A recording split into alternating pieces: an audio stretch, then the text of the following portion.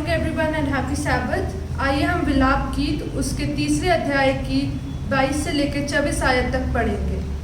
विलाप गीत उसके तीसरे अध्याय की 22 से लेकर 24 आयत तक। और यहाँ इस तरह लिखा है, हम मिट नहीं गए हैं, यह यहोवा की महाकरुणा का फल है, क्योंकि उसकी दया अमर है। प्रति भोर वह नई होती रहती है, तेरी सच्चाई महान है। मेरे मन ने कहा, यहोवा मेरा भाग है, इस कारण मैं उसमें आशा रखूंगा। आमीन। इन्हीं वचनों के साथ मैं आप सभी का इस ऑनलाइन सभा में स्वागत करती हूँ। आइए प्रार्थना करेंगे। धन्यवाद पिता परमेश्वर इस समय के लिए जो आपने हमें इस लायक बनाया कि हम आपके भवन में आकर आपकी आराधना स्तुति कर सकें। और हम धन्यवाद देते हैं प्रभु कि आज के दिन जितने भी आपके बच्चे इस सैबत स्कूल में पार्ट ले रहे हैं और यहाँ पर मौजूद हैं, उन सबको आज के दिन की आशीष दीजिए, सैबत ब्लेसिंग्स दीजिए। और हम चाहते हैं प्रभु कि जहाँ जहाँ भी आज के दिन आपके नाम की आराधना स्तुति की जाती है, आप सबके ऊपर अपनी आशीष दीजिए। हमारे अफसरानों को अपने अपना में लीजिए, उन्हें आशीष दीजिए ताकि वो अपने आपके काम को और अच्छे से आगे बढ़ाने लायक हो सकें। प्रभु हम धन्यवाद देते हैं प्रभु कि आपने हमारी प्रार्थना को सुना है। ये छोटी सी दुआ प्रभु यीशु मसीह के नाम से मांगते हैं, आमीन।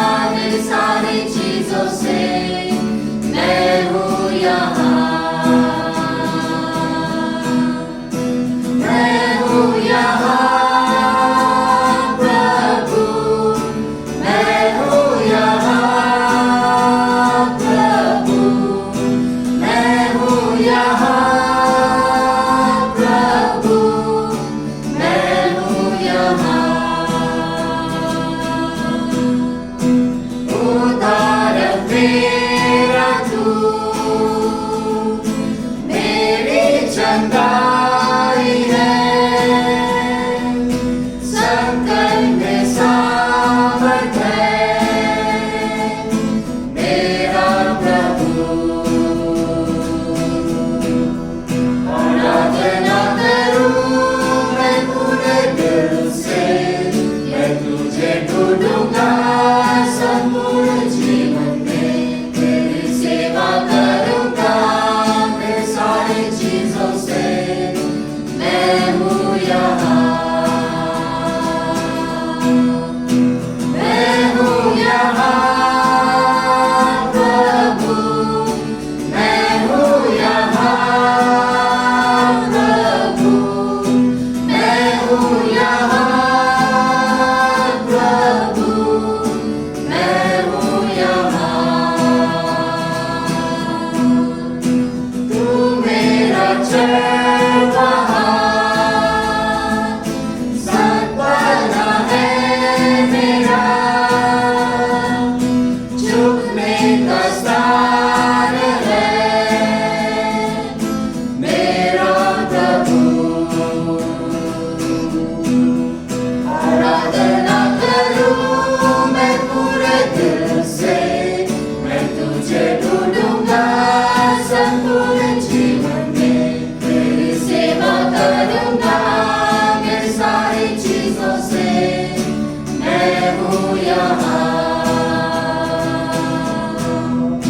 मैं हूँ यहाँ प्रभु, मैं हूँ यहाँ प्रभु, मैं हूँ यहाँ प्रभु, मैं हूँ यहाँ।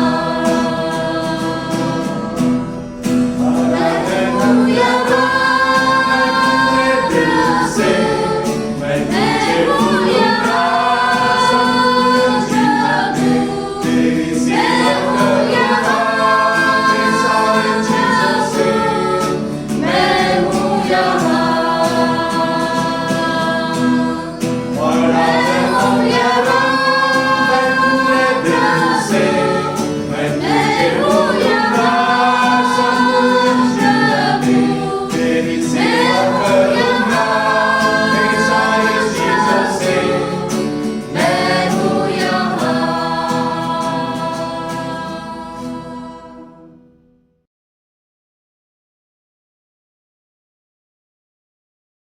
जब रिकार्डो 10 साल का था तब उसके साथ एक दुर्घटना हुई।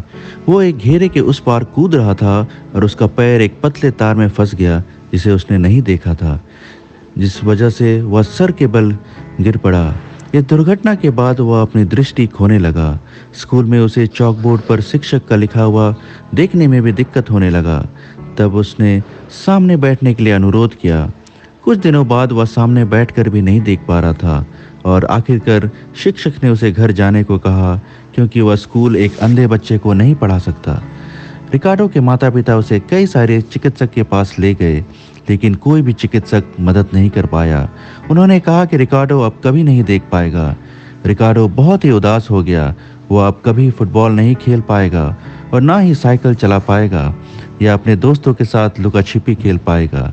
जब भी वह बाहर जाता उसके कुछ दोस्त उसका मजाक भी उड़ाते थे। उन लड़के और लड़कियों को लगा कि रिकार्डो का मजाक उड़ाना बस एक खेल जैसा है। उन्हें यह एहसास नहीं था कि वे रिकार्डो के दिल को कितना ठेस पहुंचा रहे हैं। वह बहुत ही निराश था। एक दिन रिकार्डो के बड़े भाई ने उसे एक पाथफाइंडर सैर में आने के लिए निमंत्रण दिया। उसका भाई पाथफाइंडर क्लब का अगुआ था। रिकार्डो पहले जाना नहीं चाहता था, पर उसके बड़े भाई ने उसे चलने के लिए जोर दिया और फिर रिकार्डो ने मान लिया। वह आश्चर्य में था कि वो भी कितने सारे गतिविधियों में भाग ले सकता है। उसके भाई ने कई कार्यों में रिकार्डो की मदद ली। रिकार्डो को महत्वपूर्ण महसूस होने लगा और उसे अच्छा लगा। कुछ देर बाद रिकार्डो ने एक सरमन सुना जिस वजह से वह यीशु मसीह को अपना हृदय देना चाहा। लेकिन एक कठिनाई थी। जब पादरी ने रिकार्डो और बाकी सबको पूछा कि अगर वे बपतिस्मा लेना चाहते हैं तो उन्हें 10 आज्ञाओं को याद करना पड़ेगा। लेकिन रिकार्डो बाइबल नहीं पढ़ सकता था, ना ही वो कागज़ का पन्ना पढ़ सकता था, जिसे टीचर ने दिया था। वह दुखी मन से सोचने लगा कि वो बपतिस्मा नहीं ले पाएगा। घर पर उसकी माँ ने उसे प्रोत्साहन दिया कि अगर ईश्वर की इच्छा हो तो वह ज़रूर बपतिस्मा ले पाएगा। हफ्ते भर उसकी बड़ी बहन ने 10 आज्ञाओं को उसे सुनाया। उसने बार बार पढ़ा ताकि रिकार्डो को याद हो जाए। शुक्रवार को सभी लोग जो बपतिस्मा लेना चाहते थे वे चर्च आए। वहाँ पर चर्च एल्डर ने पूछा, कौन सबसे पहले 10 आज्ञाओं को बताएगा? जब किसी ने कुछ नहीं कहा तो रिकार्डो ने अपना हाथ उठाया। रिकार्डो ने सभी 10 आज्ञाओं को कहा। एल्डर आश्चर्यचकित था और अपना सर हिलाया। फिर दूसरों की तरफ देखकर कहा, कौन रिकार्डो की तरह बोलेगा?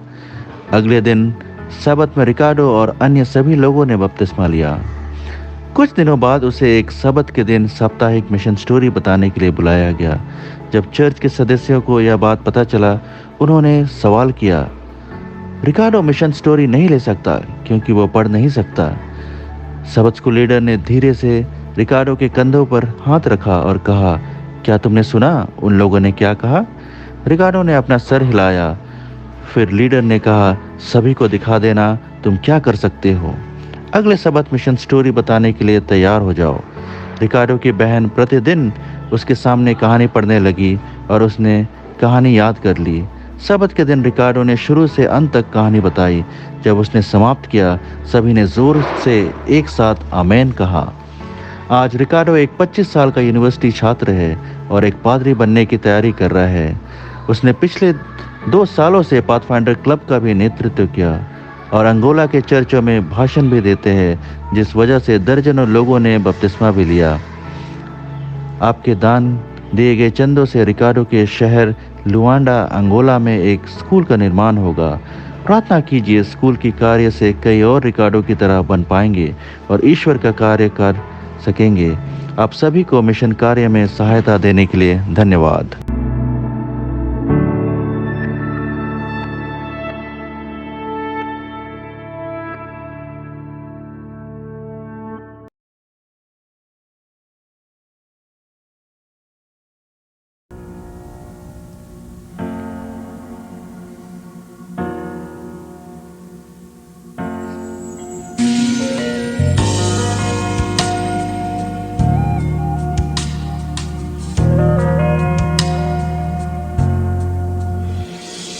फतह से बढ़ के है गलबा पाया, मौत से जीत के यीशु आया।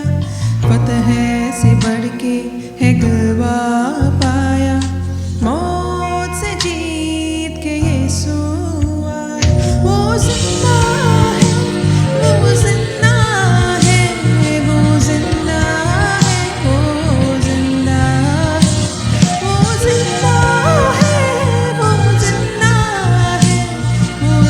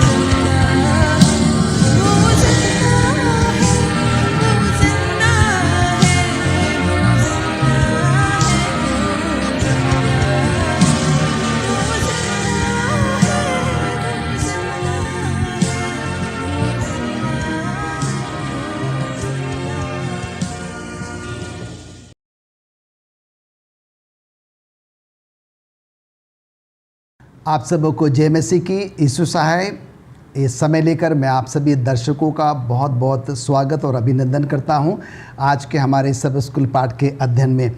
और इसके साथ ही साथ आज के हमारे जो शिक्षकगण हैं, पास्टर आर भारती आपका और मिस्टर राजेश चंद आपका भी जो है मैं तहे दिल से स्वागत करता हूं, अभिनंदन करता हूं, जो कि आज का सब स्कूल पाठ हमें सिखाएंगे, बताएंगे और जो है वो समझाएंगे। और आइए इससे पहले कि हम आपके सब स्कूल पाठ में आगे बढ़ें, मैं निवेदन करना चाहता हूं मिस्टर राजेश चंद से कि वो प्रार्थना में हमारी अगुवाई करें। मिस्टर राजेश चंद। ये प्रार्थना करते हैं। हमारे सर्वशक्तिमान परमेश्वर, हम आपका बहुत बहुत धन्यवाद करते हैं इस अच्छे समय के लिए जो आपने हमें दिया है कि एक बार फिर से हम यहाँ पर इकट्ठे होकर और सब स्कूल पाठ का अध्ययन कर सकते हैं प्रभु। और हम सारी आशीषों के लिए आपको धन्यवाद कहना चाहते हैं जो आपने हमारे पिछले जीवन में हमें दी हैं, और ये हमें सुंदर मौका दिया है कि हम आज के पाठ को पढ़ें, उससे सीखें और उसके निमित्त अपने जीवन को ढाल सकें। प्रभु हमें बुद्धि और ज्ञान दें ताकि हम इस पाठ को अच्छी तरीके से समझ पाएँ। जो हमारे श्रोतागण हैं प्रभु, हम उनके लिए भी प्रार्थना करते हैं कि आप उन्हें भी बुद्धि और ज्ञान दें ताकि वो भी इस पाठ से सीख ले सकें, और जो हमारा मसीही जीवन है प्रभु उसको हम और भी अच्छा और सुंदर बना सकें। हम जब तीनों यहाँ पर बैठते हैं प्रभु, हमें आपकी पवित्र आत्मा की ज़रूरत है प्रभु, और हम आपसे निवेदन करते हैं कि आप हमें पवित्र आत्मा का दान हमें दें ताकि हम सब कुछ आपके रीति के अनुसार कर सकें प्रभु। हम सब गुनहगार हैं प्रभु, हमारे सारे गुनाहों और हमारे अपराधों को क्षमा करें और हमें बुद्धि और ज्ञान दें ताकि हम अपने जीवन को आपके कहे अनुसार चला सके प्रभु। ये छोटी विनती प्रभु यीशु मसीह के नाम से मांगते हैं, दया से सुने और ग्रहण करें। आमीन। दर्शकों, एक बार फिर से मैं आप सभी का स्वागत करता हूं आज के हमारे सब स्कूल पाठ के अध्ययन में।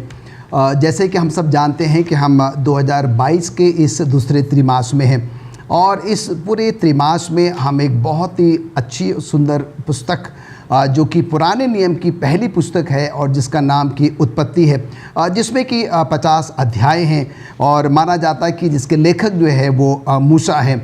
और हमने जो है इस पुस्तक का जो है वो अध्ययन शुरू कर लिया है।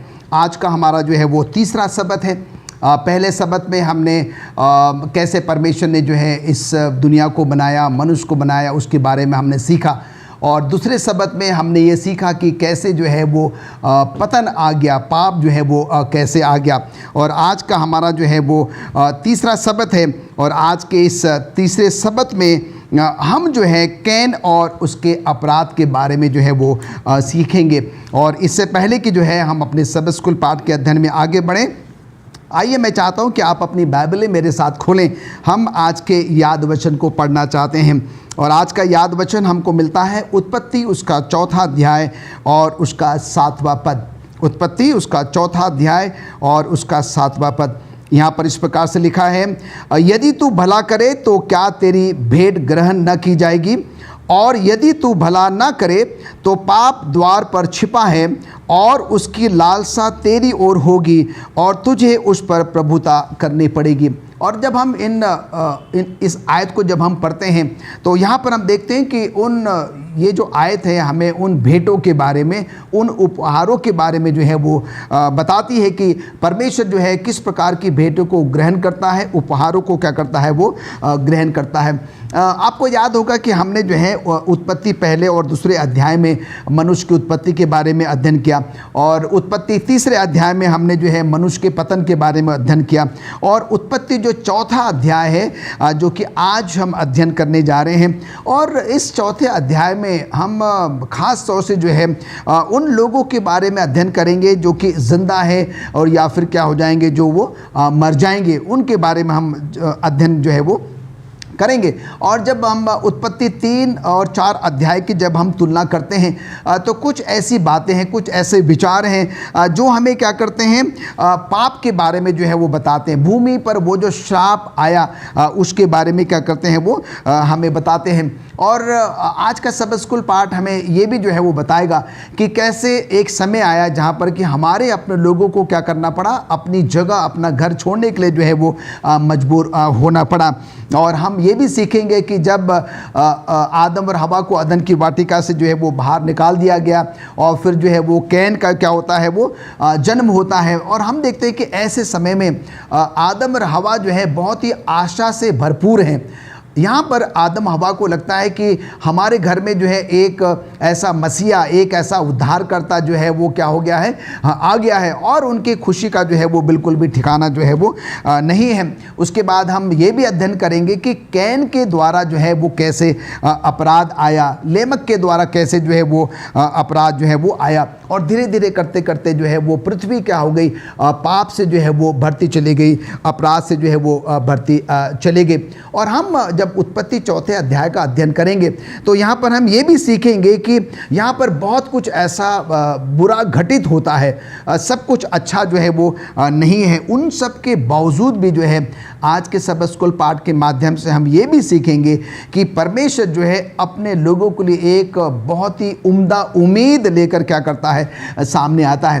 वो हमें ये बताना चाहता है कि देखिए इन सब के बावजूद भी जो है हमारे पास एक ऐसी उम्दा उम्मीद है और जो कि ख़त्म नहीं हुई है। और इन सब बातों को ध्यान में रखते हुए जो है आइए हम आज के सब स्कूल पाठ के अध्ययन में जो है वो आगे बढ़ते हैं। पास्टर भारती, मैं आपके पास आना चाहता हूँ और रविवार के पाठ को ध्यान में रखते हुए जो है मैं ये जानना चाहता हूँ कि हम कैन और हाबिल की कहानी से क्या सीख सकते हैं। हम कैन और हाबिल की कहानी से क्या सीख सकते हैं? आइए ये दो नौजवानों के जीवन को याद करने से पहले मैं उत्पत्ति, जिसका जिक्र अभी पास्टर फ्रैंकलिन ने किया है, उसके 4 अध्याय की पहली और दूसरी आयत को यहाँ पर आपके साथ मिल करके पढ़ना चाहता हूँ। उत्पत्ति 4 अध्याय उसकी पहली और दूसरी आयत। जब आदम अपनी पत्नी हवा के पास गया तब उसने गर्भवती होकर कैन को जन्म दिया और कहा, मैंने यहोवा की सहायता से एक पुरुष पाया है। फिर उसने उसके भाई हाबिल को भी जन्म दिया। हाबिल भेड़ बकरियों का चरवाहा बन गया, परंतु कैन भूमि पर खेती करने वाला किसान बना। ये यहाँ पर जिक्र किया गया है आदम और हवा के परिवार का। और अगर हम याद करते हैं कि आदम और हवा जो है, जो परमेश्वर ने उत्पत्ति 3 अध्याय की 15 आयत में जो वादा परमेश्वर ने इंसान के साथ, आदम और हवा के साथ किया था, उस वादे को लेकर के हवा और आदम जो है बागे अदन से बाहर आते हैं और बाहर आकर के अपना जीवन वो शुरू करते हैं। हम नहीं जानते, बाइबल इस बारे में नहीं हमें कुछ बताती कि कितने समय के बाद उनके परिवार में जो है वो बच्चा हुआ। लेकिन यहाँ ये आयत जो साफ तरीके से बताती है कि जब पहला बच्चा, पहला बेटा कैन का जन्म उनके परिवार में होता है तो वो परमेश्वर का धन्यवाद देते हैं, अपने परिवार में खुशी मनाते हैं कि अभी तक हम 2 थे, लेकिन परमेश्वर की मदद से हमारे परिवार में हमारा वंश जो है वो अब आगे बढ़ा है। परमेश्वर की मदद से मैंने जो है वो एक पुरुष को पाया है। तो ये जो है यहाँ पर दिखाती हैं कि आदम और हवा के जीवन में अभी वो वादा जो परमेश्वर ने उत्पत्ति 3:15 में किया था, उनके दिलों में जो है वो अभी ताज़ा है। और उस वादे को याद करके वो जो है कहते हैं कि अब हवा जो है खास करके यहाँ पर बताया है, क्योंकि हवा जो है वो कहती है कि मैंने परमेश्वर की सहायता से एक पुरुष को पाया है। और हम यहाँ देखते हैं कि वो ये उसकी ये सोच होती है कि अब हमारे परिवार के द्वारा, हमारे इस बच्चे के द्वारा, कैन के द्वारा हमारा जो है वो उद्धार होगा, हमारा छुटकारा होगा। परमेश्वर ने इस बच्चे के रूप में हमारे परिवार में जन्म लिया है और वो जो है सांप के सर को जो है वो कुचल डालेगा और वो हमें जो है वो उद्धार होगा। वो ये सोचते थे कि परमेश्वर की ये भविष्यवाणी जो है वो अब हमारे जीवन में बहुत जल्द वो पूरी होने वाली है। और वो जो है कहते हैं कि कैन जो है वो एक पुरुष जो है वो हमारे परिवार में आया है और एक उद्धारकर्ता का जन्म हमारे परिवार में हुआ है, एक छुड़ाने वाला, हमें गुनाह से जो है वो छुड़ाने वाला पैदा हुआ है। और इसको याद करके जो हैं वो अपने परिवार में, अपने पहलौटे की खुशी में, वो अपने परिवार में वो खुशी मनाते हैं। परमेश्वर का भी धन्यवाद देते हैं कि परमेश्वर, हमने तेरी मदद से हमारे परिवार में ये पहलौटा, ये बच्चा जो है वो जन्म हुआ है, जिसके द्वारा जो है वो हमारा उद्धार होगा। ये यहाँ पर जो है इनकी सोच होती है। वो सोचते हैं कि अब परमेश्वर अपनी प्रतिज्ञा को बहुत जल्द हमारे जीवन में जो है वो पूरी करने वाला है। लेकिन यहाँ पर जो खासकर जब हम आगे बढ़ेंगे तो ये भी हम देखेंगे कि कैन और हाबिल जो है जब इनके परिवार में आते हैं तो वो परमेश्वर के वचन के अनुसार, परमेश्वर के वचन को मौखिक रूप से वो अपने बच्चों को देते हैं, जिसकी जो आज्ञा परमेश्वर ने दी थी, क्योंकि अभी तक परमेश्वर का वचन लिखित रूप में नहीं था, मौखिक रूप में था। और आदम और हवा ने अपने परमेश्वर के वचन को वो अपने बच्चों को जो है उन्होंने सिखाया, और इस तरह से ये बच्चे जो है वो आगे बढ़ने लगे। और यहाँ पर हम देखते हैं कि जो कैन है उसका हिब्रू शब्द जो है वो कहना है, और जिसका मतलब होता है प्राप्त करना। और ये जो है परमेश्वर की तरफ से उन्होंने बेशकीमती और एक अच्छा उपहार परमेश्वर ने जो है उनको दिया है। लेकिन हम जब हाबिल के बारे में सोचते हैं तो हाबिल का मतलब जो है अर्थ है कि वो उसका कोई अस्तित्व नहीं है, यानी कि उसका मतलब खास करके है कि वो बेकार है, व्यर्थ है। और इस तरह से ये दोनों बच्चे जो हैं वो अपने परिवार में आदम और हवा के द्वारा, अपने माता पिता के द्वारा इनका जो है वो पालन पोषण होता है। दोनों को एक ही शिक्षा दी जाती है, दोनों को परमेश्वर के वचन को सिखाया जाता है। लेकिन हम जब यहाँ बाइबल को देखते हैं तो यहाँ लिखे हैं कि इन दोनों का जो काम है वो दोनों का अलग अलग है।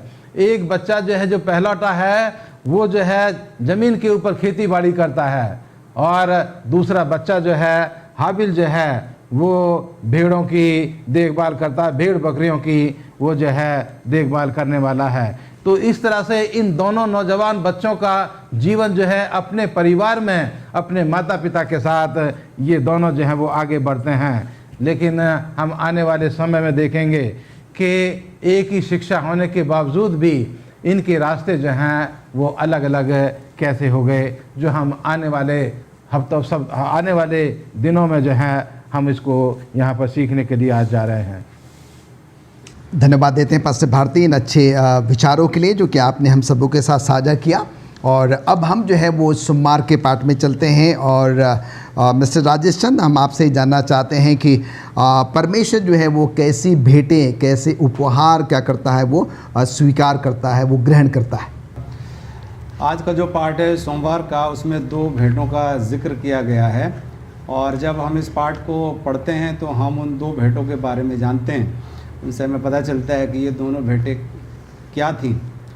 और ये दोनों भाई जो थे कैन और हाबिल, ये निश्चित रूप से एक दूसरे से बहुत अलग हैं। जब हम उनके जीवन को देखते हैं, उनके बारे में पढ़ते हैं, उनका अध्ययन करते हैं, तो हम देखते हैं कि वो दोनों एक दूसरे से बहुत अलग हैं।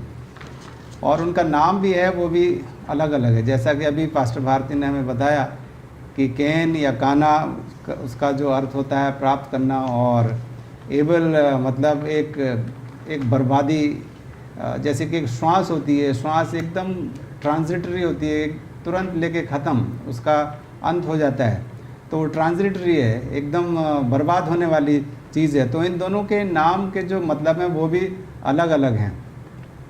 और हम देखते हैं कि हाबिल है वो एक चरवाहा बन जाता है, और कैन जो है वो किसान बन जाता है। दोनों ही काम जो हैं ये काफ़ी मुश्किल वाले काम होते हैं। जब हम इन दोनों व्यवसाय को देखते हैं, इन कामों को देखते हैं, किसान को बहुत मेहनत करनी पड़ती है। आज भी हम अगर किसान को देखें तो बहुत ही एक कठिन कार्य है, बहुत मेहनत का कार्य है। और चरवाहा का जो काम है वो भी बहुत कठिन है, क्योंकि उसको भी अपनी पूरी भेड़ बकरियों की देखभाल करनी होती है और हमेशा उनका ख्याल रखना पड़ता है, धूप में, पानी में, गर्मी में। हमेशा चरवाहे को जो है अपनी भेड़ों बकरियों का ध्यान रखना पड़ता है। तो हम देखते हैं कि उनके दोनों के काम अलग अलग थे, उनके नाम भी अलग अलग थे। और एक किसान के तौर पर हम देखते हैं कि कैन को जो मेहनत करनी पड़ती थी और उसके लिए उसे बहुत ताकत की ज़रूरत थी। और एक चरवाहे के रूप में भी हाबिल जो था वो उसको एक शक्तिशाली होने के साथ साथ उसको एक बहुत कोमल हृदय की भी ज़रूरत थी, क्योंकि उसका काम ही ऐसा था, चरवाहे का काम। तो उसको भेड़ों को जो बड़े प्यार से, बड़ी कोमलता के साथ उसको रखना पड़ता था। तो उन दोनों के काम जो थे वो भी अलग थे, नाम अलग थे। लेकिन हम देखते हैं कि कैन जो है उसने फलों को उगाया और जो परमेश्वर की तरफ से जो आज्ञा थी हम उसके बारे में अच्छी तरीके से जानते हैं। हाबिल जो था वो भेड़ों की रखवाली करता था और इन दोनों का जो कार्य था वो हमें ये समझने में मदद करता है कि परमेश्वर के पास वो कौन कौन से अलग अलग उपहार लेके आए थे। ये उपहार हमें हर भाई के दिल में अलग अलग भावनाओं को भी दिखाते हैं। कैन का जो उपहार है वो हमें दिखाता है कि वह जो फल उगाता है वो उसके लिए काफ़ी मेहनत करता है, कड़ी मेहनत करता है। और हम जानते हैं कि कोई भी फल या कोई क्रॉप फसल उगाने के लिए बहुत कड़ी मेहनत करनी पड़ती है। तो कैन जो है वो काफ़ी मेहनत करता है। हाबिल जो है वो भेड़ों की रखवाली करता है और बहुत सावधान भी रहता है। और परमेश्वर हम देखते हैं कि जब वो दोनों भेंट लेके आते हैं तो हाबिल की जो भेंट है परमेश्वर उसको स्वीकार करता है और कैन की जो भेंट थी उसे परमेश्वर जो है वो अस्वीकार करता है। क्यों करता है, इसके लिए हम उत्पत्ति किताब उसका 4 अध्याय और 1 से 5 तक पढ़ सकते हैं। और इसका जो अच्छा जवाब हमें मिलता है वो इब्रानियों की किताब उसका 11वां अध्याय और उसके 4 पद में हमें इसका उत्तर मिलता है। क्यों परमेश्वर ने कैन की जो उपहार था या उसकी जो भेंट थी उसको अस्वीकार किया और हाबिल की जो भेंट थी उसको क्यों स्वीकार किया। यहाँ पर लिखा है, परमेश्वर बिना लहू चढ़ाए पाप को क्षमा नहीं कर सकता। Without the shedding of blood there is no redemption or remission of sins. So Cain और हाबिल को यीशु के लहू में अपना विश्वास दिखाना चाहिए। यीशु भविष्य में उनके पापों को क्षमा करेगा या उनकी कीमत चुकाएगा। कैन और हाबिल को अपनी भेड़ बकरियों में से परमेश्वर को एक एक भेंट देनी चाहिए। उन्हें परमेश्वर के निमित्त उन भेड़ों को लाना चाहिए था जो परमेश्वर के वचन के अनुसार, परमेश्वर की आज्ञा के अनुसार जो पहली भेड़ें थी या जो पहले पैदा हुई थी। और एलन जी वाइट हमें बताती हैं कि परमेश्वर ने कैन और हाबिल को उसके लिए धन्यवाद भेंट लाने की आज्ञा दी थी। सो परमेश्वर ने दोनों भाइयों को ये आज्ञा दी थी कि वो धन्यवाद भेंट लेके आएंगे और किस प्रकार की भेंट लेके आएंगे ये भी उन्हें बता दिया गया था। लेकिन कैन ने परमेश्वर की आज्ञा को नहीं माना। परमेश्वर की आज्ञा के अनुसार ये भेंट उनकी फसलों का पहला पका हुआ फल होना चाहिए। लेकिन हम देखते हैं कि जब हम पढ़ते हैं उत्पत्ति किताब उसका 4 अध्याय और 3 और 4 पद में हमें इसका उत्तर मिल जाता है कि उसकी जो भेंट थी वो स्वीकार क्यों नहीं हुई थी। तो कैन जो था वो कुछ अन्न उसने जो भूमि से उगाया था उसको लेके आया। कुछ अन्न मतलब कि वो पहला पका हुआ अन्न नहीं हो सकता या पहला पका हुआ फल, उसकी मेहनत का फल जो था वो पहला फल या पहला पका हुआ फल या फसल नहीं था। कुछ मतलब कहीं कभी भी वो लेके आया। उत्पत्ति किताब में हमें ये पढ़ने को मिलता है, कुछ अन्न जो उसने भूमि से उगाया था वो लेकर आया। कैन ने परमेश्वर की आज्ञा नहीं मानी। तो इस कहानी से हमें 2 अलग अलग शिक्षाएं मिलती हैं। पहली शिक्षा तो कि किस प्रकार से हम बचाए जाते हैं। हाबिल का जो उपहार है वो हमें दिखाता है कि हम परमेश्वर की दया से बचाए गए हैं। और कैन का उपहार है ये हमें एक झूठी शिक्षा देता है कि हम अपने अच्छे व्यवहार से खुद को बचा सकते हैं। तो ये जो धारणा है, ये जो विचार है, ये बिल्कुल गलत है। कैन और हाबिल जो हैं उपहार के शब्द चित्र हैं। जो उनकी जो भेंट वो लेके आते हैं वो शब्द चित्र हैं। लेकिन हमें ये याद रखना चाहिए कि उपहारों का अपना कोई मूल्य नहीं होता। परमेश्वर की आज्ञा जो है वो सर्वोपरि है। हमें परमेश्वर की आज्ञा को मानना चाहिए। हम अपने से कुछ लेके आएँ और जो परमेश्वर ने जिसको नहीं बताया है तो उससे परमेश्वर खुश नहीं होगा। जब परमेश्वर की आज्ञा को हम मानेंगे तभी हम परमेश्वर हमसे खुश होगा। वे हमें परमेश्वर को दिखाते हैं, जो उपहार हैं वो परमेश्वर को दिखाते हैं, जो हमारी व्यक्तिगत ज़रूरतों का ख्याल रखता है और हमें बचाता है। और इसके लिए हम मीका की किताब उसका 6वां अध्याय और 7वें पद को भी पढ़ सकते हैं। यशायाह की किताब में भी इसका जिक्र है, हम उसको पढ़ सकते हैं। और हमें किस प्रकार से परमेश्वर की उपासना करनी चाहिए, ये सारी बातें हम इन अध्यायों में पढ़ सकते हैं। तो आज सोमवार के जो पाठ है उससे हमें यही शिक्षा मिलती है कि हमें परमेश्वर की आज्ञा मानना ज़रूरी है। हमें आज्ञाकारी बनना है। बिना आज्ञाकारी बने हम परमेश्वर की इच्छा को पूर्ण नहीं कर सकते।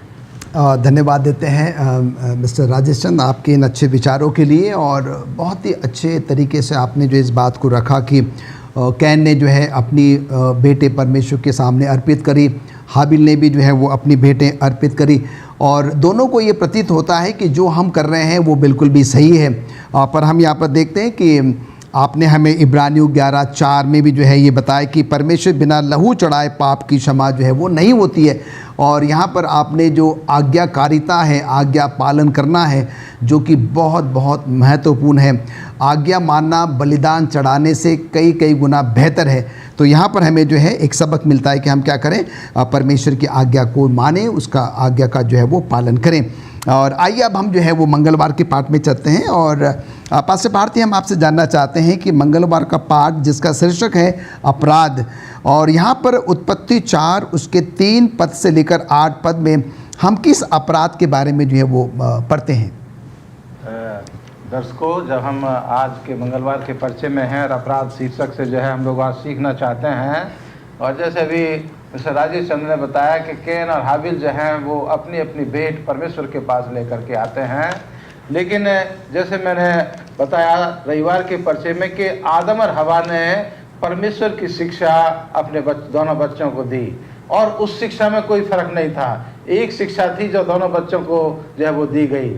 लेकिन हम देखते हैं कि जब ये जवान हो जाते हैं तो जो उनको शिक्षा दी गई, खास करके कैन और हाबिल के बारे में हम सीख रहे हैं कि कैन जो है उस शिक्षा के मुताबिक परमेश्वर के पास अपनी भेंट को लेकर के नहीं आया, और केवल हाबिल ने जो है परमेश्वर की आज्ञा को माना। और यहाँ हम जब भेंटों के बारे में सीख रहे हैं तो कैन जो है यहाँ पर सोचता है कि ये मेरा जो उपहार है वो परमेश्वर के लिए है, लेकिन हाबिल जो है ये सोचता है कि ये परमेश्वर का उपहार है जो मेरे लिए है। इसमें दो बातें हैं। कैन सोच रहा है कि मेरा उपहार है वो परमेश्वर के लिए है, लेकिन हाबिल जो है वो सोच रहा है कि ये परमेश्वर का उपहार है, परमेश्वर का तरीका है जो मुझे बचाने के लिए परमेश्वर ने किया है। और कैन जो है वो अपने तरीके से अपने आप को बचाने की कोशिश करता है, यहाँ ये भी दिखाता है। लेकिन हम जब हाबिल के बारे में सोचते हैं तो हाबिल जो है परमेश्वर के तरीके से उद्धार प्राप्त करने की कोशिश करता है। और इन दोनों नौजवानों के जीवन के द्वारा जो है जब हम सीख रहे हैं, आगे बढ़ते हैं, तो देखते हैं कि जो परमेश्वर के वचन के अनुसार अपना जीवन व्यतीत नहीं करता वो गलत रास्ते पर चला जाता है। और इसका नतीजा हम जो हैं उत्पत्ति उसका 4 अध्याय की 3 से लेकर के 8 आयत तक यहाँ पर लिखा है कि कुछ दिनों के पश्चात कैन यहोवा के पास भूमि की उपज में से कुछ भेंट ले आया, और हाबिल भी अपनी भेड़ बकरियों के कई एक पलेटे बच्चे भेंट चढ़ाने के लिए ले आया और उनकी चर्बी भेंट चढ़ाई। तब यहोवा ने हाबिल और उसकी भेंट को तो ग्रहण किया, परंतु कैन और उसकी भेंट को उसने ग्रहण ना किया। तब कैन अति क्रोधित हुआ और उसके मुंह पर उदासी छा गई। तब यहोवा ने कैन से कहा, तू क्यों क्रोधित हुआ और तेरे मुंह पर क्यों उदासी छा गई? यदि तू भला करे तो क्या तेरी भेंट ग्रहण नहीं की जाएगी, और यदि तू भला ना करे तो पाप द्वार पर छिपा रहता है और उसकी लालसा तेरी ओर होगी और वह तुझ पर और तुझे उस पर प्रभुता करनी है। तब केन ने अपने भाई हाबिल से कुछ कहा। जब वे मैदान में थे तब केन ने अपने भाई हाबिल पर चढ़कर उसे घात किया। तो ये आज खास करके मंगलवार के पर्चे में दिखाया गया है कि ये अपराध जो है वो केन के द्वारा क्यों हुआ, क्योंकि केन ने परमेश्वर के वचन को अपने जीवन में उसको नहीं माना। और यहाँ जो है परमेश्वर जो है उससे कहता है कि पाप करने के बाद परमेश्वर जो है उससे पूछता है, उससे बातचीत करता है। और केन जो है उसको केन से परमेश्वर कहता है कि तुझे गुस्सा क्यों आ गया, तू क्यों क्रोधित हुआ है और तेरा मुंह जो है वो क्यों उदासी से भरा हुआ है। परमेश्वर जो है वो गुनाहगार से बातचीत कर रहा है, उससे जो है वो उसको कोशिश कर रहा है कि वो अपने गुनाहों से जो है वो तौबा कर ले। और इसलिए वो परमेश्वर उसको सलाह भी देता है कि अगर तू भला करेगा, अगर परमेश्वर के वचन को जो है अपने जीवन में मानेगा तो तेरा भला होगा, और अगर भला ना करेगा तो यहाँ साफ तरीके से लिखा है कि पाप जो है वो तेरे दरवाजे पर छुपा हुआ है, और उसकी जो उस पाप की जो कोशिश है वो तुझे पाप में फंसाने की है, लेकिन तुझे जो है उसके ऊपर प्रभुता करनी है। परमेश्वर जो है यहाँ उसको जो है मौका देना चाहता है कि केन जो है वो अपने गुनाहों से वो तौबा कर ले, अपने पापों से जो है वो तौबा कर ले। परमेश्वर हर एक गुनाहगार को जो है वो मौका देता है, और परमेश्वर ने इसी तरह से केन को भी मौका दिया कि उसने जो अपराध किया, जो पहला अपराध इस दुनिया में हुआ, और जो अपराध आदम और हवा के परिवार में जो सबसे पहले हुआ। और मैं यहाँ पर सोच रहा था कि आदम और हवा ने जब अपने सामने जो है जमीन के ऊपर अपने छोटे बेटे को जो है उसके शरीर को, उसकी मौत को जो है उन्होंने उसकी लोथ को अपनी आंखों से देखा, तो उनकी आंखों से आंसू जरूर बह रहे होंगे। वो उनके लिए बहुत दुख की घड़ी थी, और उसको देख करके जो है वो बहुत रोए, क्योंकि केन जो है उसको मार करके वो वहाँ से भाग जाता है। और आदम और हवा अपने नौजवान बच्चे की जो डेड बॉडी है उसको वो अपने हाथों से उसका अंतिम क्रियाक्रम करते हैं। तो इस पहले अपराध ने जो है उस पहले परिवार को जो है वो भावनात्मक रूप से उसको जो है वो हिला दिया, और उन्होंने जो है अपने भावनाओं के ऊपर कब्जा करके, अपनी भावनाओं के ऊपर नियंत्रण करके किसी तरह से अपने जवान बेटे की जो है वो अंतिम क्रिया को उन्होंने पूरा किया। तो ये अपराध जो इस दुनिया में आज हम देखते हैं जो केन के द्वारा हुआ, और हाबिल जो है जिसकी कोई गलती नहीं थी, जो केवल अपने विश्वास के खातिर उसको जो है मौत को देखना पड़ा। और जो है हमारे जो बाइबल के लेखक हैं वो हाबिल को जो है इस दुनिया का पहला शहीद जो है उसको मानते हैं कि अपने विश्वास के कारण हाबिल जो है वो पहला शहीद बना, क्योंकि उसको अपने विश्वास के खातिर ही मौत को जो है वो गले लगाना पड़ा। लेकिन कैन के बारे में हम देखते हैं कि उसने अपने गुनाह से जो है वो तौबा नहीं की, और उसको वहाँ से भागना पड़ा, और उसके बाद से वो परमेश्वर से दूर होता चला गया, भागता चला गया। और आज जो है हम देखते हैं कि ये अपराध आज इस दुनिया में मेरे और आपके सामने पाया जाता है। ये मौत मेरे और आपके सामने है, लेकिन परमेश्वर ने इस मौत से मुझे और आपको बचाने का इंतजाम किया है। अगर हम अपने पापों से, गुनाह से हम जो है माफ़ी मांगते हैं, तो परमेश्वर जो है वो मेरे और आपके जीवन को ग्रहण करेगा, मुझे और आपको जो है मौका देगा कि हम अपने दिल की गहराइयों से उन बुराइयों को निकाल करके परमेश्वर के वचन को अपने दिल की गहराइयों में जगह दें। तो परमेश्वर मुझे और आपको मौका देने के लिए तैयार है। तो ये अपराध से जो है हम बचने की कोशिश करें, और बच सकते हैं केवल परमेश्वर की मदद से। परमेश्वर मेरी और आपकी मदद करने के लिए तैयार है। आइए हम परमेश्वर के पास चलें और उसी की मदद से इस गुनाह से, इस अपराध से अपने आप को हम बचा सकें।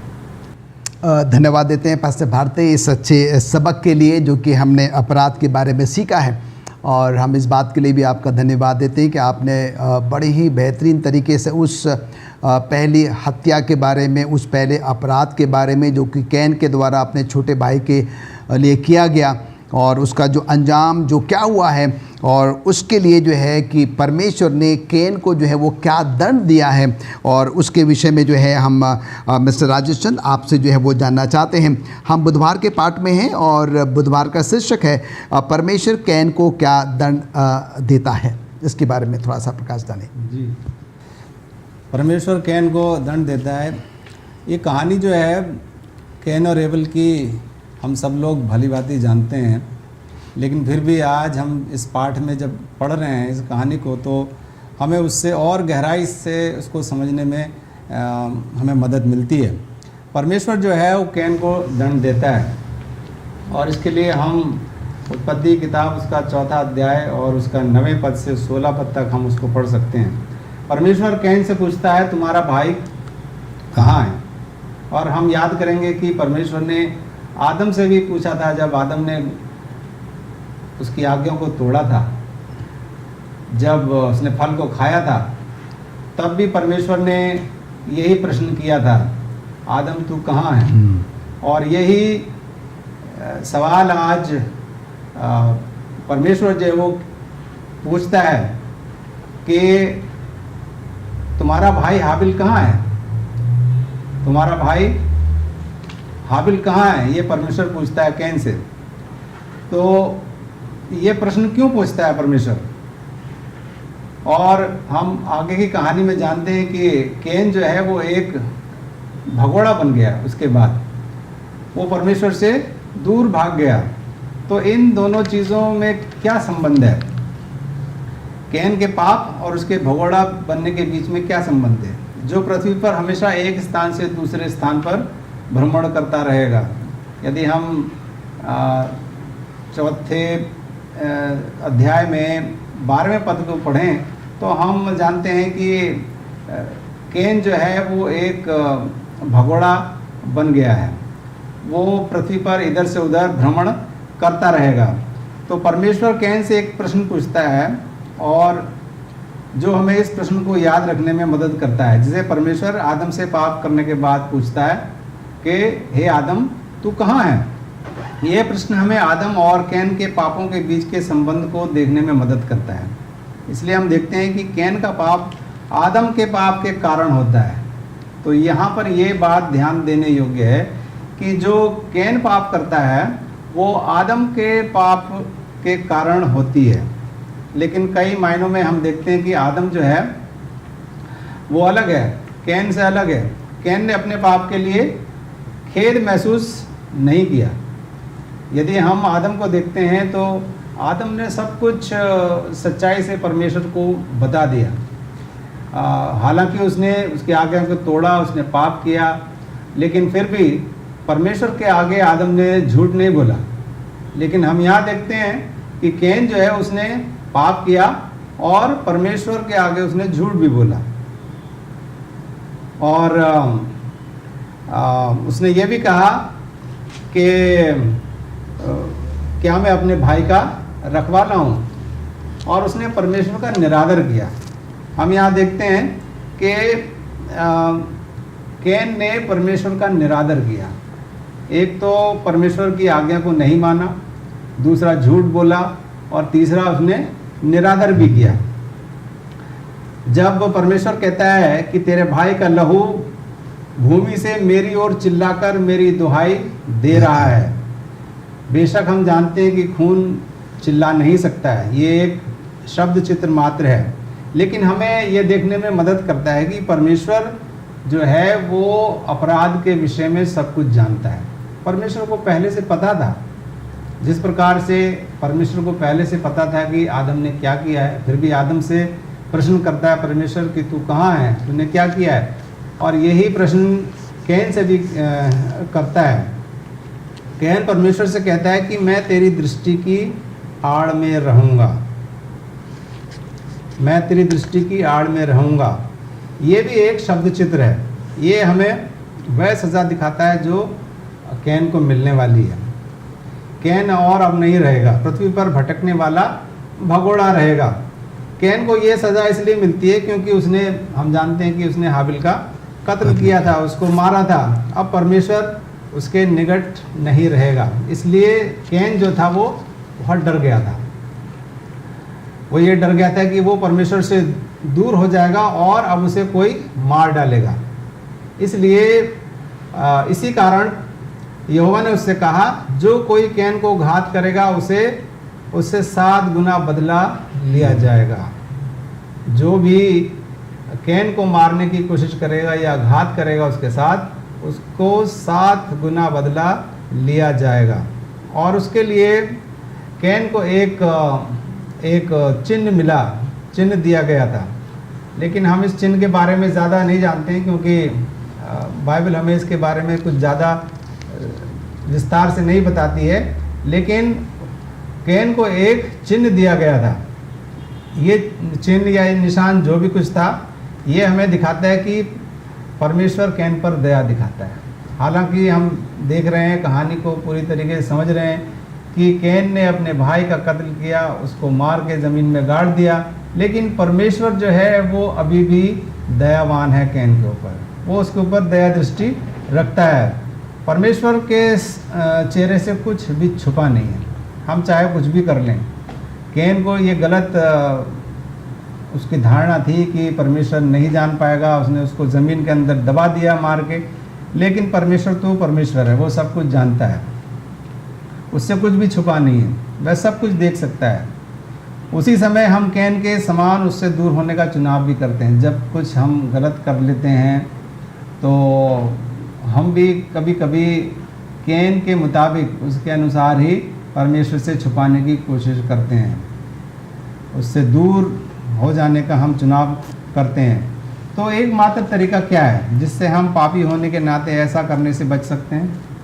हमें सिर्फ परमेश्वर की आज्ञाकारी बनना है। यदि हम परमेश्वर की आज्ञा को मानेंगे तो हम पाप में नहीं गिरेंगे।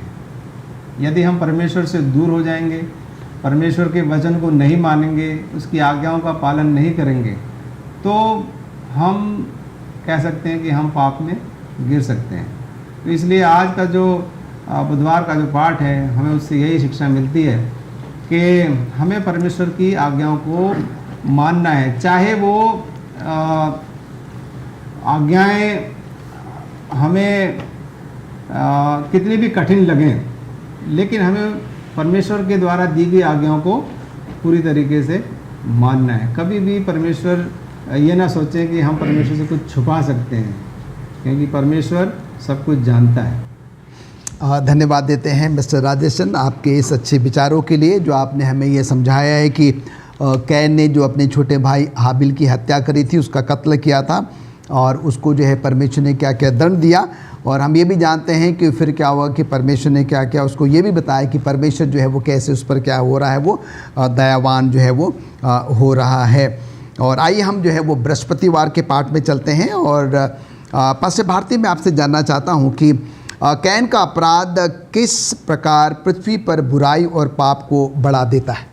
हम बृहस्पतिवार के पाठ में हैं, इस पर थोड़ा प्रकाश डालें। हम लोग अभी कैन के जीवन के बारे में सीख रहे हैं, और अभी हमने सीखा है मिस्टर राजेश चंद के द्वारा कि वो जो है, जो परमेश्वर उससे सवाल पूछता है, तो कैन जो है उस सच्चाई को वो परमेश्वर के सामने कहता है कि मैं नहीं जानता कि वो कहाँ है, क्या मैं उसका रखवाला हूँ।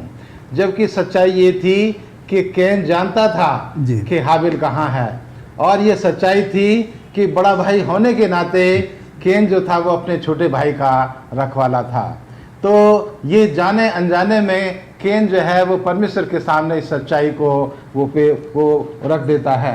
लेकिन दुख की बात ये है कि उस सच्चाई को वो अपने जीवन में अमली जामा नहीं पहनाता, और वो जो है अपराध करने के बाद वो जो है वो उस अपराध में और बढ़ता जाता है। वो अपराध उसके जीवन में वो बढ़ता जाता है, और उस अपराध की वजह से उसका जीवन परमेश्वर से और दूर होता चला जाता है। और ये जो है आज हम देखते हैं कि केन और उसके परिवार के द्वारा ये अपराध जो है और बढ़ता चला गया और खराब होता चला गया। और जो केन का परिवार जब आगे बढ़ा तो हम लेमेक के बारे में पढ़ते हैं, जो केन का पोता था कि वो भी जो है वो अपने जीवन के द्वारा अपराध करता है, वो भी जो है वो गुनाह करता है। लेकिन यहाँ जो है खास बात जो हमें आज सीखने के लिए मिली है कि केन भी जो है वो केन की तरह, केन तो यहाँ जो हम लिखा है कि केन से परमेश्वर बात करता है, उसको मौका देता है, और केन के परिवार को भी ये मौका दिया जाता है। लेकिन लेमेक के बारे में लिखा है कि वो जो है अपराध करने के बाद वो अपने अपराध की जो है वो बहुत बड़ाई करता है। यानी कि यहाँ पर ये बताने की कोशिश की गई है कि केन का पोता लेमेक जो है वो जानबूझ करके अपने होशो हवास में वो अपराध को करता है, लेकिन केन जो है वो गुस्से में होकर के अपने होशो हवास को खो देता है, फिर वो अपराध करता है। और यहाँ पर लिखा है कि केन को जो है परमेश्वर ने ये श्राप दिया कि उसको जो है उसको 7 गुना उसका बदला मिलेगा। लेकिन यहाँ लेमेक के लिए लिखा है कि उसको 7 का 77 बाद उसका बदला लिया जाएगा। तो यहाँ दिखाते हैं कि जो केन का परिवार है वो दुष्टता में, पाप में वो और बढ़ता चला जाता है, परमेश्वर से और दूर होता चला जाता है। लेकिन परमेश्वर जो है वो आदम और हवा को एक और मौका देता है कि उनके परिवार में एक और बेटे का जन्म जो सेत के रूप में उनके परिवार में आया। परमेश्वर जो है अपने उस वादे को इस बच्चे के द्वारा, इस सेत के द्वारा वो जो है पूरा करना मांगता है कि परमेश्वर ने जो वादा किया है वो परमेश्वर इस सेत के द्वारा जो है परमेश्वर अपने वादे को इस दुनिया के लोगों के लिए, आदम और हवा के लिए वो उम्मीद देता है कि परमेश्वर का जो अक्ष है, परमेश्वर का जो एक भाग है वो आदम और हवा के जीवन में जो है वो अब इस सेत के रूप में जो है वो जन्म लेता है। और परमेश्वर जो है वो यहाँ पर बताया गया कि वो जो है हाबिल के जगह पर एक और बच्चे को सेत के रूप में इस आदम और हवा के परिवार में उसका जन्म होता है।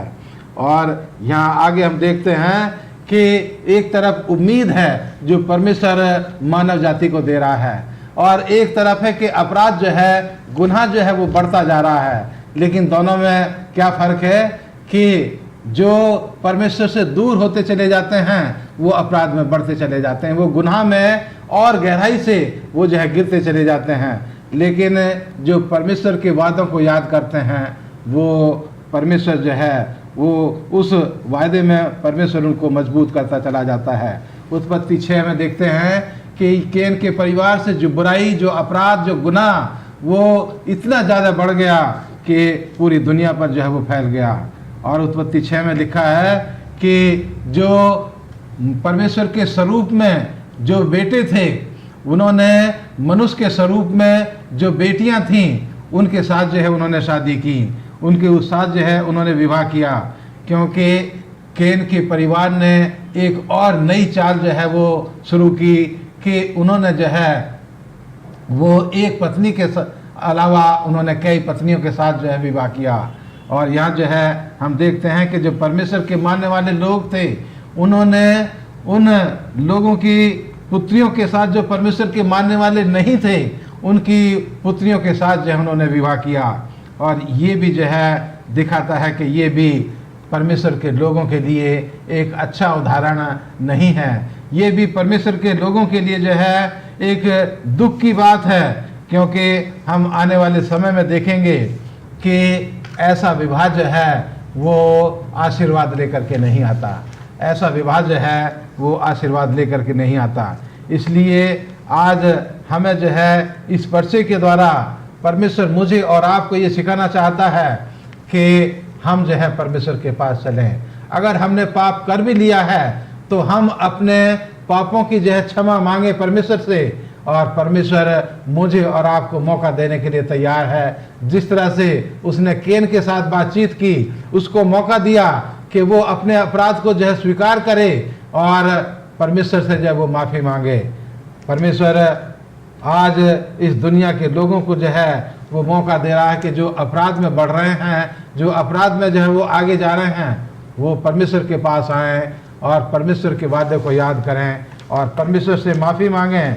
परमेश्वर मेरे और आपके गुनाहों को माफ़ करने के लिए तैयार है, मुझे और आपको गुनाह से छुड़ाने के लिए तैयार है। और इसीलिए उसने आदम और हवा के जीवन में ये सेत को एक बेटे का और जन्म दिया कि दुनिया के लोग जो हैं इस वंश के द्वारा वो उद्धार प्राप्त कर सकें, छुटकारा प्राप्त कर सकें। ये दोनों रास्ते आज इस दुनिया में चल रहे हैं। मेरे और आपके ऊपर निर्भर करता है कि हम किस रास्ते पर चलना चाहते हैं। धन्यवाद देते हैं पास्टर भारती आपके इन अच्छे विचारों के लिए। और सचमुच में हमारा परमेश्वर बहुत ही दयालु, बहुत ही अनुग्रहकारी प्रभु परमेश्वर है। और जैसे कि पास्टर भारती ने हमें भी ये समझाया है कि हम सब गुनहगार हैं, हम सब पापी हैं, हमसे गुनाह हो जाता है, चाहे वो जाने अनजाने में हो। पर जब हम सच्चे मन से प्रभु परमेश्वर के पास जाते हैं तो वो हमें कभी उदास, निराश, हताश नहीं करता। वो हमारे पापों को, गुनाहों को, खताओं को जो है वो माफ़ करता है। आइए हम जो है वो शुक्रवार के पाठ में चलते हैं। और मिस्टर राजेश चंद, हम आपसे जानना चाहते हैं कि हनोक के जीवन से हमें क्या शिक्षा मिल सकती है, हम क्या सीख सकते हैं हनोक के जीवन से? जैसा कि हम सब जानते हैं कि हनोक, जिसको हम अंग्रेज़ी में इनॉक बोलते हैं, वो केन का बेटा था। और बाइबल कहती है कि हनोक परमेश्वर के साथ साथ चलता रहा। Enoch walked with God. तो पूरे जीवन हनोक या इनॉक जो था वो परमेश्वर के साथ साथ चला। इससे हम क्या समझते हैं? परमेश्वर के साथ साथ चला। बहुत ही सीधी सरल भाषा में हम ये कह सकते हैं कि इनॉक जो था और या हनोक जो था वो परमेश्वर का आज्ञाकारी रहा। उसने परमेश्वर की आज्ञाओं को माना और पूरे तन मन धन से उसने परमेश्वर की आज्ञाओं को माना। और उसकी जो शिक्षा थी वो उसने दूसरे लोगों को पहुंचाई, दूसरे लोगों को दी। यहाँ तक कि उस जगह, उस नगर या उस देश में भी उसने प्रचार किया जहाँ पर केन जो है वो भाग के गया था। नोद, मेरे ख्याल में नोद उस नगर या उस देश का नाम है जहाँ पर केन गया था, जहाँ जाकर वो बसा था। तो उस जगह पर भी हनोक ने या इनोक ने परमेश्वर के बारे में लोगों को बताया। हनोक परमेश्वर के साथ साथ चलता रहा। ये हम कह सकते हैं एक शब्द चित्र भी है। हनोक परमेश्वर के साथ जो था बहुत ही घनिष्ठ मित्रता रखता था। उसकी जो घनिष्ठता थी एक बहुत ही व्यक्तिगत मित्रता थी परमेश्वर के साथ, और वो परमेश्वर के साथ प्रतिदिन समय बिताता था। एलन जी वाइट हमें अपनी जो किताब है पैट्रियार्क्स एंड प्रॉफिट्स उसमें बताती हैं कि हनोक परमेश्वर के बीच की यह मित्रता बहुत ही खास थी। परमेश्वर और इनोक के बीच में जो मित्रता थी, जो फ्रेंडशिप थी, वो बहुत ही विशेष थी, बहुत ही खास थी। और बाइबल हमें बताती है कि इसलिए परमेश्वर ने उसे उठा लिया। यदि हम उत्पत्ति की किताब उसका 5वां अध्याय और उसके 24वें पद को पढ़ते हैं तो यहाँ पर लिखा है कि परमेश्वर ने उसे उठा लिया। ये पद इस विचार का समर्थन नहीं करता है कि इनोक या हनोक मर गया और स्वर्ग चला गया, जैसा कि नोआ या नूह के साथ हुआ या दूसरे जो प्रॉफिट्स थे मैतूसला उनके साथ हुआ। उनकी जो मृत्यु हुई वो एक सामान्य मृत्यु हुई, सामान्य इंसान के समान उनकी मृत्यु हुई। एलन जी वाइट हमें ये बताती हैं कि हनोक जो था वो एक प्रचारक था, ही वॉज ए प्रीचर, और उसके उपदेश परमेश्वर की क्षमा और उसकी दया के बारे में थे। तो हनोक ने या इनोक ने पूरे जीवन परमेश्वर की क्षमा और उसके दया के बारे में लोगों को बताया, और जो बातें और परमेश्वर ने हनोक को बताई थी या उसको दी थी उसने दूसरे लोगों में बांटी। बहुत से लोग जो परमेश्वर का आदर करते थे और बाइबल की सच्चाई के लिए वो हनोक के पास गए। हनोक ने इन लोगों के लिए प्रार्थना भी की।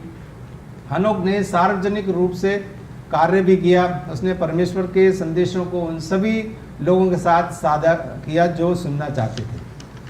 हनोक ने न केवल शेत के वंश के लोगों की मदद की बल्कि दूसरे लोगों की भी मदद की। हनोक कैन के देश में भी गया जहाँ पर वो जाके बसा था। कैन परमेश्वर को छोड़कर कैन इस देश को भाग गया था, तो वहाँ के लोगों को भी उसने अद्भुत दर्शनों के बारे में बताया जो परमेश्वर ने उसको बताई थी या उसको दी थी। वो बातें सारी उसने दूसरे लोगों के साथ साझा करी। देखो, प्रभु अपने लाखों पवित्रों के साथ आया कि सबका न्याय करे और सब भक्तिहीनों को उनके अभक्ति के सब कामों के विषय में जो उन्होंने भक्तिहीन होकर किए हैं और उन सब कठोर बातों के विषय में जो भक्तिहीन पापियों ने उनके विरोध में कही हैं, दोषी ठहराएगा। तो मिसेस एलन जी वाइट यहाँ हमें बहुत ही सरलता से और बहुत ही क्लियरली हमें बताती हैं कि परमेश्वर जो है वो उन सब बातों को जो उसके भक्त लोग करते हैं उन सब चीज़ों को ध्यान में रखता है और अकॉर्डिंगली उसी के द्वारा ही वो उनका न्याय करेगा। तो आज का जो पाठ है शुक्रवार का, ये भी बहुत ही गहराई से हमें बताता है इनोक के बारे में। और इनोक जो था उसने हमेशा परमेश्वर के आज्ञा मानी और परमेश्वर के साथ चला। तो हमारी भी यही कोशिश होनी चाहिए सर्वदा कि हम परमेश्वर के आज्ञाकारी बने और उसके साथ साथ चलें। धन्यवाद देना चाहते हैं पास्टर आर भारती और मिस्टर राजेश चंद आज के सब स्कूल पाठ को हम तक पहुंचाने के लिए। और बहुत ही बेहतरीन तरीके से जो है आज का जो तीसरा पाठ था आपने हमें हमारे दर्शकों को जो है समझाया है।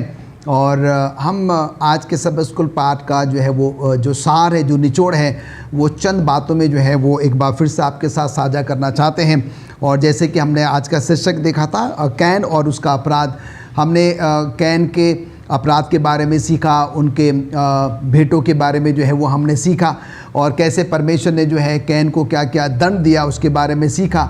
और अंत में जो है हमने हनोक के बारे में जो है वो सीखा। और जैसे कि मिस्टर राजेश चंद ने हमें बताया कि हम उत्पत्ति 5 उसके 24वें पद में जब हम जाते हैं तो हम यहाँ पर देखते हैं कि हनोक की जो कुल आयु है वो 365 वर्ष की रही है।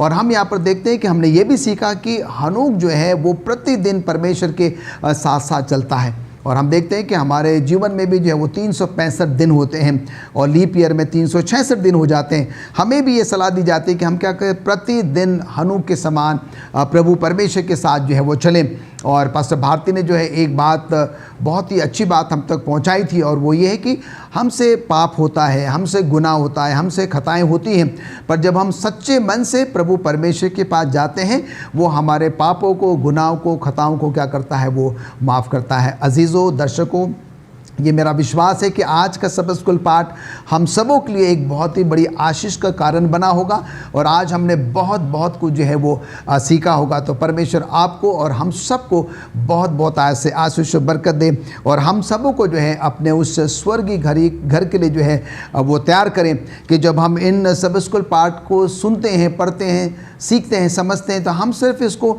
पढ़ने वाले नहीं, सुनने वाले नहीं, पर इसको अपने जीवन में उतारने वाले बने, उसका अनुसरण करने वाले बने। और तभी जो है ये क्या होगा, हम सबों के लिए एक बहुत बड़ी आशीष का कारण बनेगा।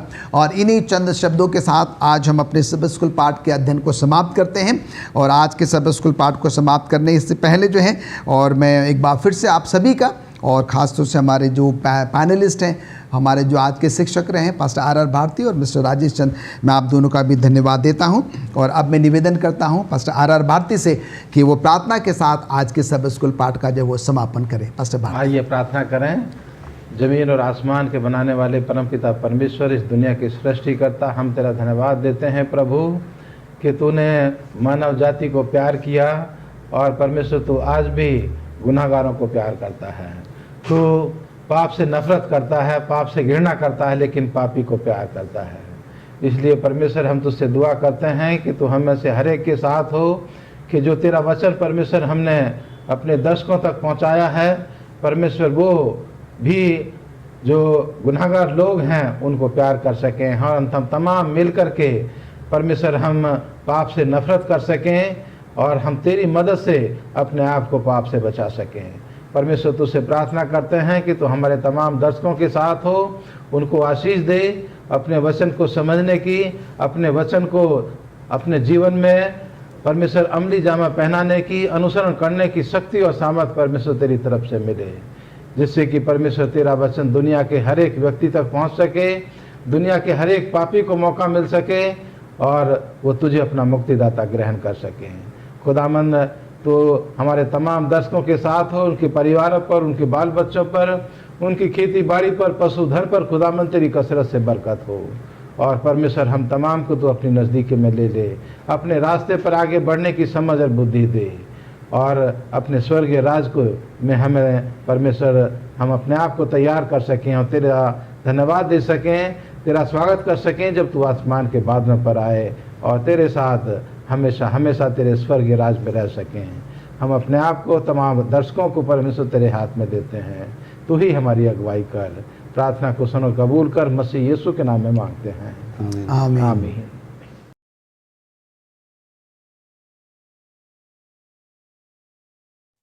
परमेश्वर को पहले रखना मुश्किल हो सकता है। हम लूसीफर से क्या सीख सकते हैं जिसने ईश्वर को पहले रखने से इनकार कर दिया? इससे पहले कि हम अपने दशमांश और वचन में विश्वास योग्य हों, हम इंतजार करते हैं कि पहले हमारे वित्त और जीवन के साथ सब कुछ सही हो जाए। हम खुद से कहते हैं कि अगर सब कुछ सही होता तो मैं परमेश्वर के लिए संघर्ष नहीं करता। अगर मुझे उन्नति मिलती, ब्याज दरें कम होती और मुझे परमेश्वर के करीब महसूस होता। सबसे खूबसूरत और शक्तिशाली स्वर्गदूत एक आदर्श वातावरण में रहता था और हर दिन परमेश्वर को देखता था।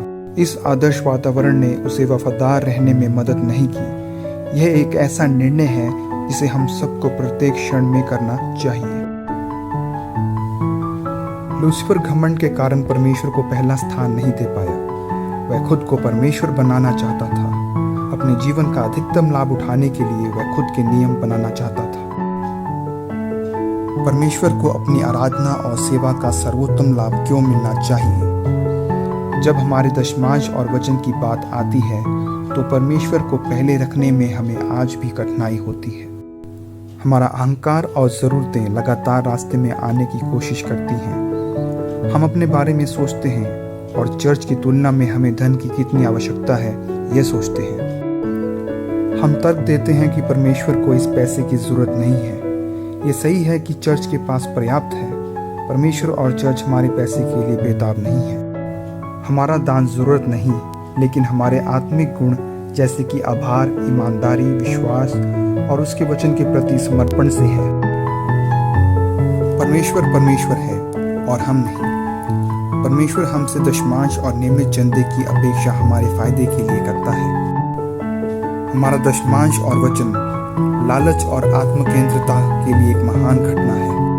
वह हमारे दिल को स्वर्ग और आत्मिक चीज़ों पर केंद्रित करने में मदद करता है, क्योंकि यीशु ने कहा है, जहां आपका खजाना है वहां आपका दिल है। सही परिस्थिति का इंतजार करना परमेश्वर को हमारे जीवन में प्रथम स्थान देने के लिए रोकने का एक निश्चय तरीका है। परमेश्वर हमें बुलाता है कि हम अपने अहंकार को त्याग दें और उसे आशीष के साथ स्वर्ग के द्वार खोलने की अनुमति दें। लूसीफर ने परमेश्वर को पहले नहीं रखा। परिणाम उसके लिए भयानक और उसके जैसे स्वर्गदूतों और मनुष्यों के लिए भी। परमेश्वर का प्यार हमें उसके राज्य को पहले रखने के लिए प्रेरित करता है। लूसीफर का उदाहरण हमारे लिए चेतावनी है। जब हम अपना दशमांश लौटाते हैं, हम परमेश्वर को पहले रखने का वादा पूरा करते हैं।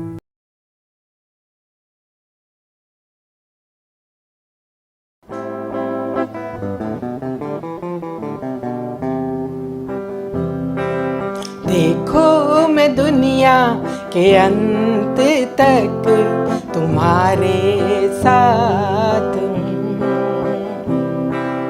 देखो मैं दुनिया के अंत तक तुम्हारे साथ हूँ। न घबराना तुम, न डरना कभी, न घबराना तुम, न डरना कभी। मैं आऊँगा फिर से, ये कहता मसीह। देखो मैं दुनिया के अंत तक तुम्हारे साथ हूँ। देखो मैं दुनिया के अंत तक तुम्हारे साथ हूँ।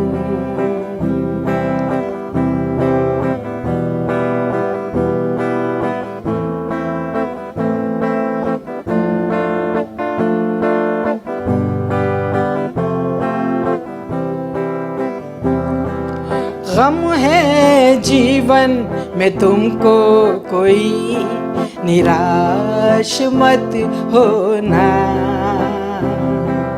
गम है जीवन में तुमको कोई, निराश मत होना। अपनी शांति दिए जाता हूँ, अपनी शांति दिए जाता हूँ। मैं आऊँगा फिर से, ये कहता मसीह। देखो मैं दुनिया के अंत तक तुम्हारे साथ हूँ। देखो मैं दुनिया के अंत तक तुम्हारे साथ हूँ। न घबराना तुम, न डरना कभी, न घबराना तुम, न डरना कभी। मैं आऊँगा फिर से, ये कहता मसीह। देखो मैं दुनिया के अंत तक तुम्हारे साथ हूँ। देखो मैं दुनिया के अंत तक तुम्हारे साथ हूँ।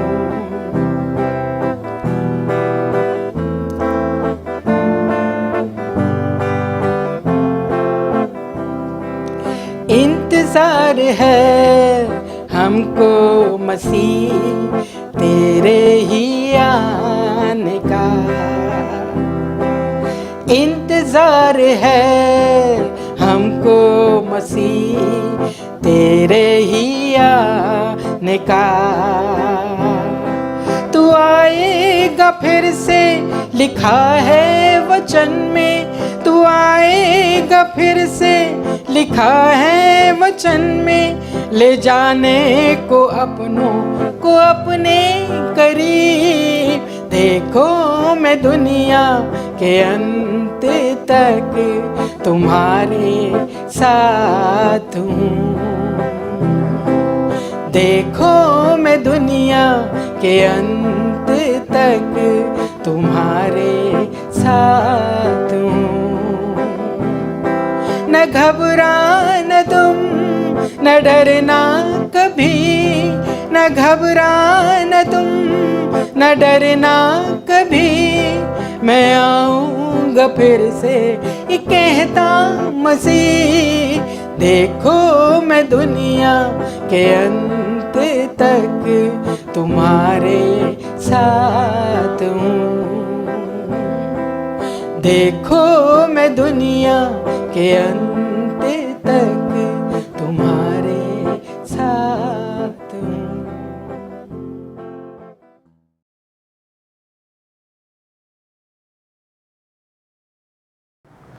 हम परमेश्वर के निहाती शुक्रगुजार हैं कि परमेश्वर ने आज मुझे और हमारे आप तमाम दर्शकों को ये मौका दिया है कि हम उसके पवित्र वचन से मिल करके सुन सकते हैं, पढ़ सकते हैं, अपने पवित्र वचन को खोल करके उसमें से जान सकते हैं कि खुदा ने अपना जीवन मेरे और आपके लिए दिया। और मैं आज आपको परमेश्वर के वचन से उन खास बातों को बताना चाहता हूं जो मेरे और आपके जीवन के लिए ज़रूरी हैं। मैं और आप को जिस बात को विश्वास करने की ज़रूरत है, उस विश्वास में मैं आपको और आगे मजबूती के साथ बढ़ाना चाहता हूँ।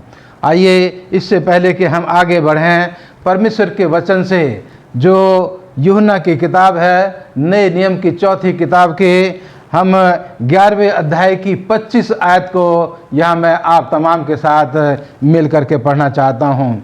यूहन्ना 11 अध्याय और उसकी 25 आयत में इस तरह से लिखा है, यीशु ने उससे कहा, पुनरुत्थान और जीवन मैं ही हूँ।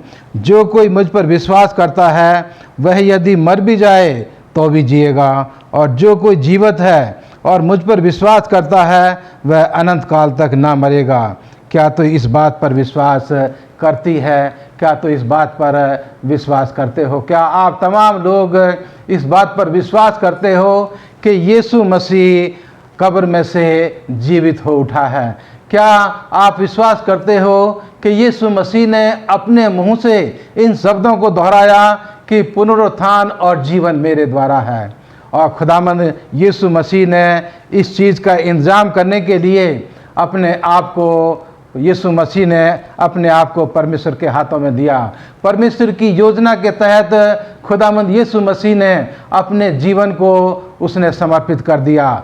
वो इस दुनिया में आए और अपने जीवन के 33.5 साल उन्होंने मेरे और आपके बीच में गुजारे, और 33.5 साल के बाद परमेश्वर के वचन के अनुसार उनको पकड़ा गया और सलीब पर टांगा गया, और शुक्रवार के दिन उनको सलीबी मौत दी गई।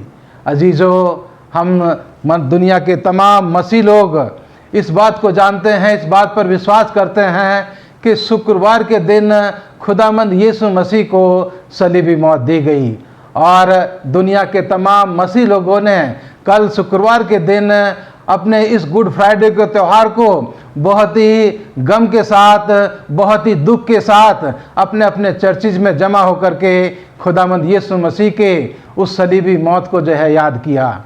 लेकिन अजीजों, मेरे दर्शकों, मैं आज आपको उस दृश्य, उस सीन से और आगे ले जाना चाहता हूँ जब खुदावंद यीशु मसीह एक सलीबी मौत के ऊपर टंगे हुए हैं। उन्होंने अपने प्राणों को त्याग दिया है, और जब उन्होंने अपने प्राण त्यागे तो पूरे देश में जो है वो अंधेरा छा गया। सूरज ने अपना मुंह जो है वो छुपा लिया, इस दुनिया को ऊपर जो है अंधेरा छा गया, चट्टानें जो हैं वो हिल गईं, भूडोल जो है वो भूचाल आया, और प्रकृति ने भी अपने आप को जो है इस चीज़ को देख करके दुख महसूस किया। अजीज़ों, यीशु मसीह जब सलीब पर उनकी डेड बॉडी टंगी है, अंधेरा जो है वो आस्ते आस्ते छटता जा रहा है, और जैसे जैसे अंधेरा कम होता जा रहा है, वहाँ पर उपस्थित भीड़ जो है आस्ते आस्ते इस नज़ारे को देख करके, इस परिवर्तन को देख करके, इस घटना को देख करके बड़े दुख के साथ अपने सरों को झुकाए हुए आस्ते आस्ते अपने घरों की तरफ लोग जो हैं वो जा रहे हैं। लेकिन आखिर में कुछ औरतें, मरियम मगदलीनी और दूसरी मरियम और खुदावंद यीशु मसीह को प्यार करने वाला यूहन्ना, वो अभी भी सलीब के नज़दीक जो है वो खड़े हुए हैं, और वो सोच रहे हैं कि हम किस तरह से अपने गुरु की, अपने मास्टर की इस डेड बॉडी का जनाजा जो है वो दफन कर, हम जो है उस दफन उसको जो है बड़े आदर और सम्मान के साथ हम किस तरह से उसको दफन करें।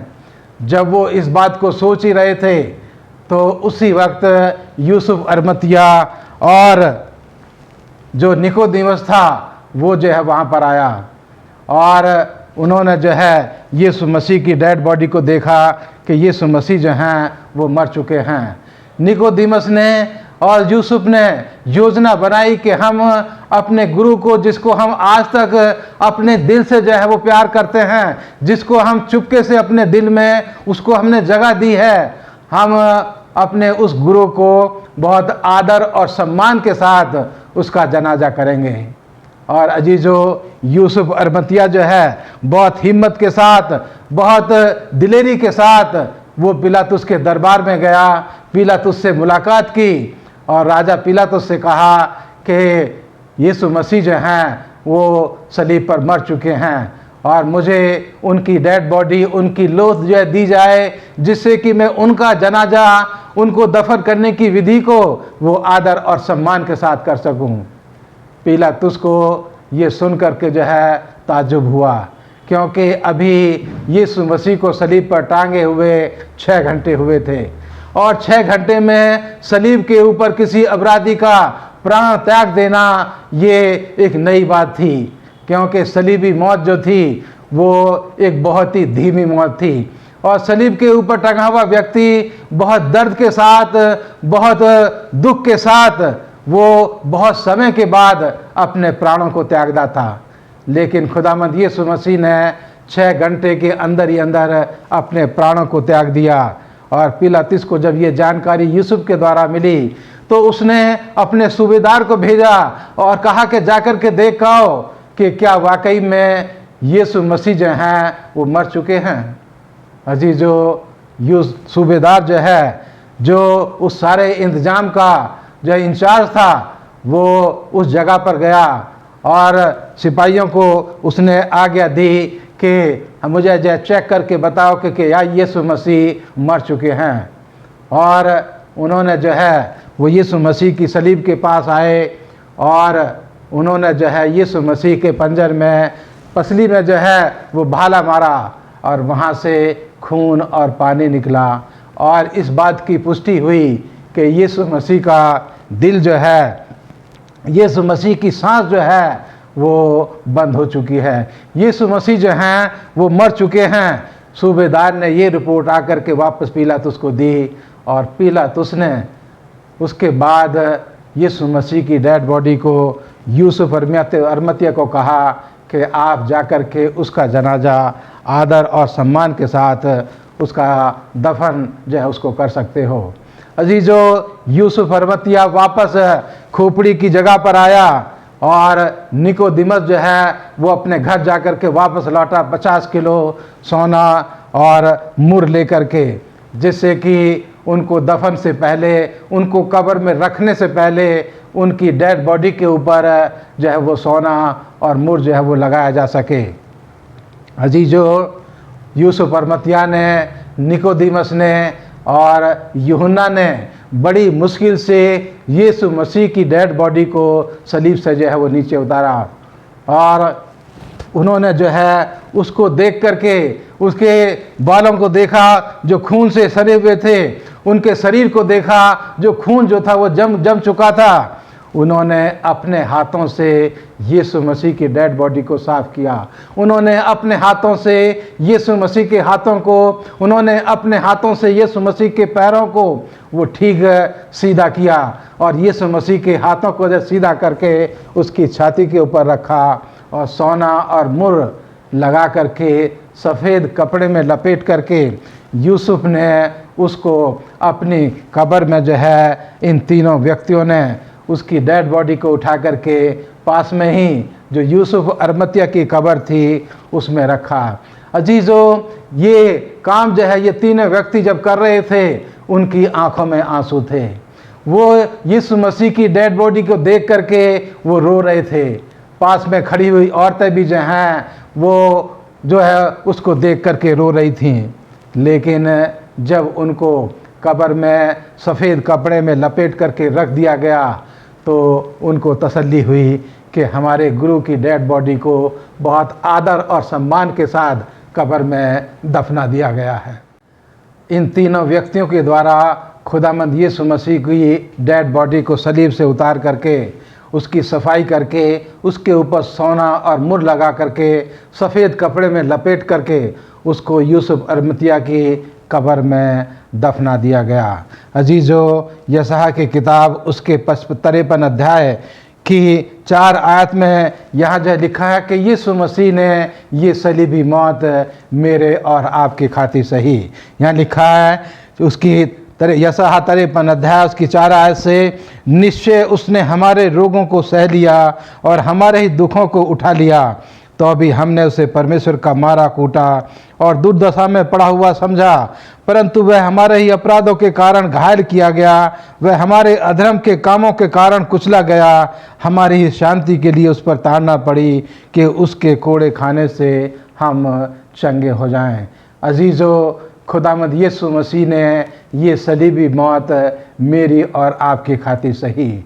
खुदावंद यीशु मसीह ने जो है ये जीवन मेरे और आपके लिए कुर्बान कर दिया और सलीब से ऊपर उन्होंने अपने प्राण दे करके उनको कब्र में दफना दिया गया।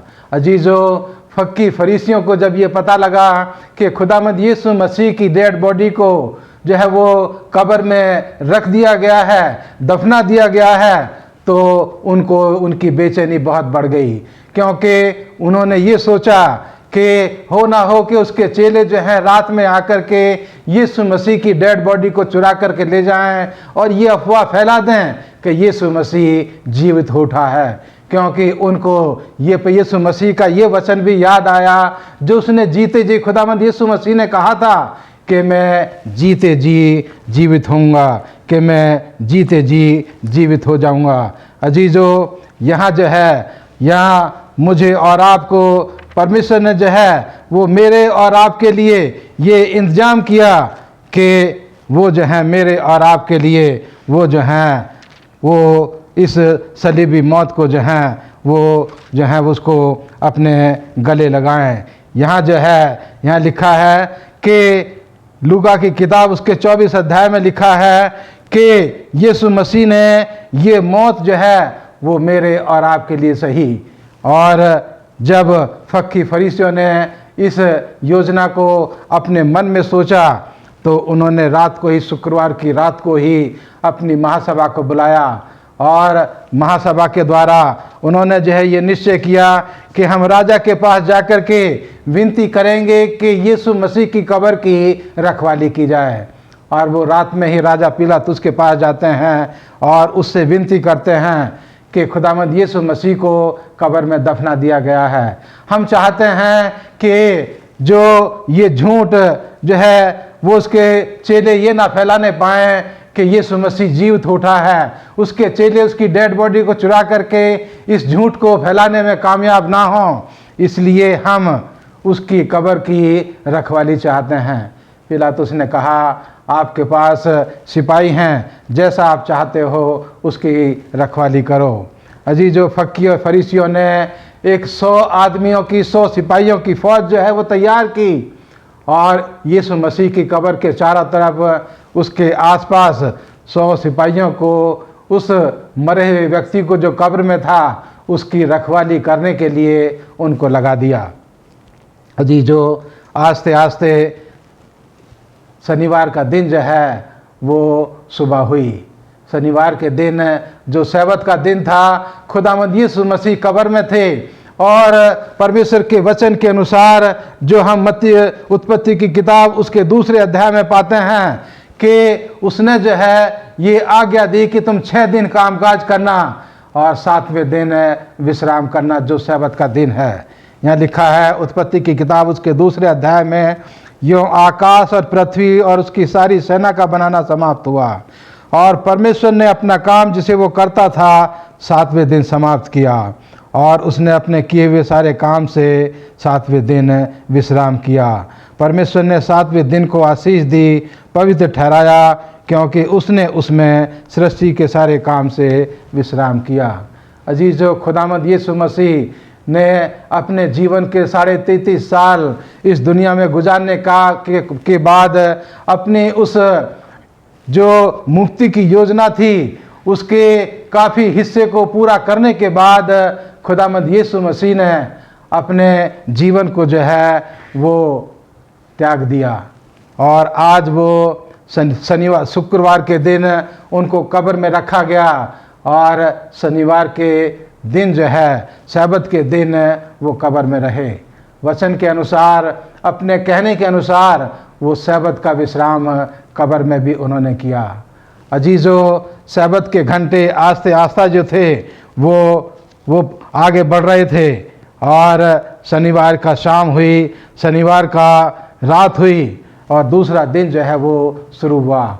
हफ्ते का पहला दिन जो है वो शुरू हुआ, लेकिन हफ्ते का पहला दिन जब ख़त्म होने पर था, हफ्ते के पहले दिन को जो है जब सुबह सुबह भोर हो रही थी, अंधेरा था, तो स्वर्ग से जो है वो फरिश्ते आए और एक सामर्थी फरिश्ते ने आसमान से आकर के यीशु मसीह की कब्र के ऊपर जो बहुत बड़ा पत्थर मोहर लगा करके रस्सी से बांध करके जो रखा गया था, उसको तिनके के समान अपने एक हाथ से उसको जो है हटा दिया और उसने पुकार करके कहा कि हे यीशु मसीह, तेरा परमेश्वर तुझे पुकारता है, तेरा परमेश्वर तुझे बुलाता है, बाहर निकला। अजीज़ों, स्वर्गदूत की आवाज़ को सुन करके खुदावंद यीशु मसीह कब्र से जो है वो बाहर आए और ये सिपाही जो उस रोशनी को, उस तेज प्रकाश को देख करके जिनकी आंखें चौंधा गई थीं और वो ज़मीन पर गिर पड़े थे, अपनी अधखुली आंखों से, अपनी आधी आंखों से वो फरिश्ते को देखते हैं, पत्थर को हटाता हुआ देखते हैं, खुदावंद यीशु मसीह को कब्र से आता हुआ बाहर निकलता हुआ देखते हैं। और जब खुदावंद यीशु मसीह वहाँ से चले जाते हैं तो सिपाही जो हैं वो आस्ते आस्ते ज़मीन से खड़े होते हैं और अपने लड़खड़ाते हुए पैरों से वो शहर की तरफ को भागना शुरू करते हैं और भागते भागते वो जो है इस बात की शोर मचाते जाते हैं कि यीशु मसीह जी उठा है, कि यीशु मसीह जी उठा है। अजीज़ों, जब ये रास्ते में थे तो कुछ लोगों ने जाकर के फरीसियों को ये रिपोर्ट दी कि रोमी सिपाही जो है इस बात को ज़ोर ज़ोर से चिल्लाते हुए वो कहते हुए जा रहे हैं कि यीशु मसीह जी उठा है। फरीसियों ने अपने उन आदमियों को जल्दी से रोमी सिपाहियों के पास भेजा और कहा उनको महल में पहुंचने से पहले हमारे पास लेकर के आओ। और उनको रोमी सिपाहियों को फरीसियों का संदेश दिया गया, उनको फरीसियों के पास, याजकों के पास उनको ले जाया गया और उन्होंने वहाँ जाकर के भी वही सच्चाई जो उन्होंने देखी थी अपनी आँखों से, उसको कहा कि यीशु मसीह जीवित हो उठे हैं, यीशु मसीह जी उठे हैं। फरीसियों ने जब इस संदेश को सुना तो उनके मुंह बंद हो गए, उनके पास कुछ कहने के लिए नहीं था। वो चुपचाप अपनी आंखों को खुली देख कर वो अपनी खुली आंखों से जो है वो सोच रहे थे कि हम क्या कहें। और जब रोमी सिपाही वहाँ से जाने पर थे तो काइफा ने एक धीमी आवाज़ में उनको कहा कि सिपाही रुको। और रोमी सिपाही जो थे वो रुके और उनको कहा कि जो तुमने हमें कहा है, हमें बताया है कि यीशु मसीह जी उठा है, ये बात किसी को ना बताना, बल्कि ये जाकर के बताना कि हम जब कब्र पर पहरा दे रहे थे और हम लोग पहरा देते देते जब सो गए थे तो यीशु मसीह के चेले आए और यीशु मसीह की डेड बॉडी को वो चुरा करके ले गए। और ये यीशु मसीह के चेले जो हैं इस बात का वो प्रचार कर रहे हैं कि यीशु मसीह जी उठे हैं। अजीज़ों, जब रोमी सिपाहियों को ये कहा गया तो वो बड़े परेशान थे कि अगर हम राजा के पास जाकर के ये झूठ बोलेंगे तो राजा समझेगा कि हमने जो अपनी ड्यूटी को पूरी तरह से नहीं निभाया है। और अपनी परेशानी को उन्होंने फरीसियों को, याजकों को जो बताया कि हम ये झूठ कैसे बोल सकते हैं, इसका दोष जो है वो उल्टा हमारे ऊपर ही आएगा। याजकों ने उनके साथ वादा किया कि हम तुमको कुछ पैसे देते हैं और तुम्हारे साथ वादा करते हैं कि तुम्हारी जान को कोई नुकसान नहीं होगा। और इस बात का वो जो है विश्वास करके वो राजा के पास पहुँचे, पिलातुस के पास पहुँचे और वहाँ जाकर के भी उन्होंने जाने अनजाने में उस सच्चाई को जो उन्होंने अपनी आधी खुली हुई आंखों से ज़मीन पर गिरे हुए देखी थी, यीशु मसीह को कब्र से बाहर निकलते हुए देखा था, उस सच्चाई को उन्होंने पिलातुस को भी बताया कि हमने अपनी आँखों से यीशु मसीह को कब्र से बाहर आते हुए देखा है। अजीज़ों, पिलातुस ने इस सच्चाई को सुना और उस सच्चाई को उन्होंने, राजा ने वहाँ पर ही जो है उसको दबा दिया। लेकिन इससे पहले रोमी सिपाही जब रास्ते में थे तो बहुत से लोगों ने रोमी सिपाहियों के इस सच्चाई को उन्होंने सुन लिया था। आसपास के पड़ोसियों ने, जो सड़क के ऊपर जिनके घर बने हुए थे, उन्होंने अपने घरों में बैठ कर के रोमी सिपाहियों की इस आवाज़ को सुना था कि यीशु जी उठा है, यीशु कब्र से बाहर आ चुका है। अजीज़ों, ये बात सारे यरूशलेम में और आसपास के क्षेत्रों में फैल गई कि यीशु मसीह जी उठा है, यीशु मसीह जी उठा है, खुदावंद यीशु मसीह जी उठे हैं। आज हफ्ते के पहले दिन यहाँ जो है, जो नए नियम की 4 किताबें हैं, उनके आखिरी अध्यायों में ये साफ तरीके से जो है यहाँ लिख कर के यहाँ पर दर्ज किया गया है। यहाँ लूका की किताब उसके 24 अध्याय में लिखा है, सप्ताह के पहले दिन बड़े भोर को वे उन सुगंधित वस्तुओं को जो उन्होंने तैयार की थी लेकर कब्र पर आए। उन्होंने पत्थर को कब्र से लुढ़का हुआ पाया, पर भीतर जाकर प्रभु यीशु के शव को ना पाया। तब वे इस हाथ से भौचक्की हो रही थी कि देखो 2 पुरुष झलकते वस्त्र पहने हुए उसके पास आ खड़े हुए। जब वे डर गईं और धरती की ओर मुंह झुकाए रहे तो उन्होंने उनसे कहा, तुम जीवतों को मरे हुए में क्यों ढूंढती हो? वह यहाँ नहीं परंतु जी उठा है।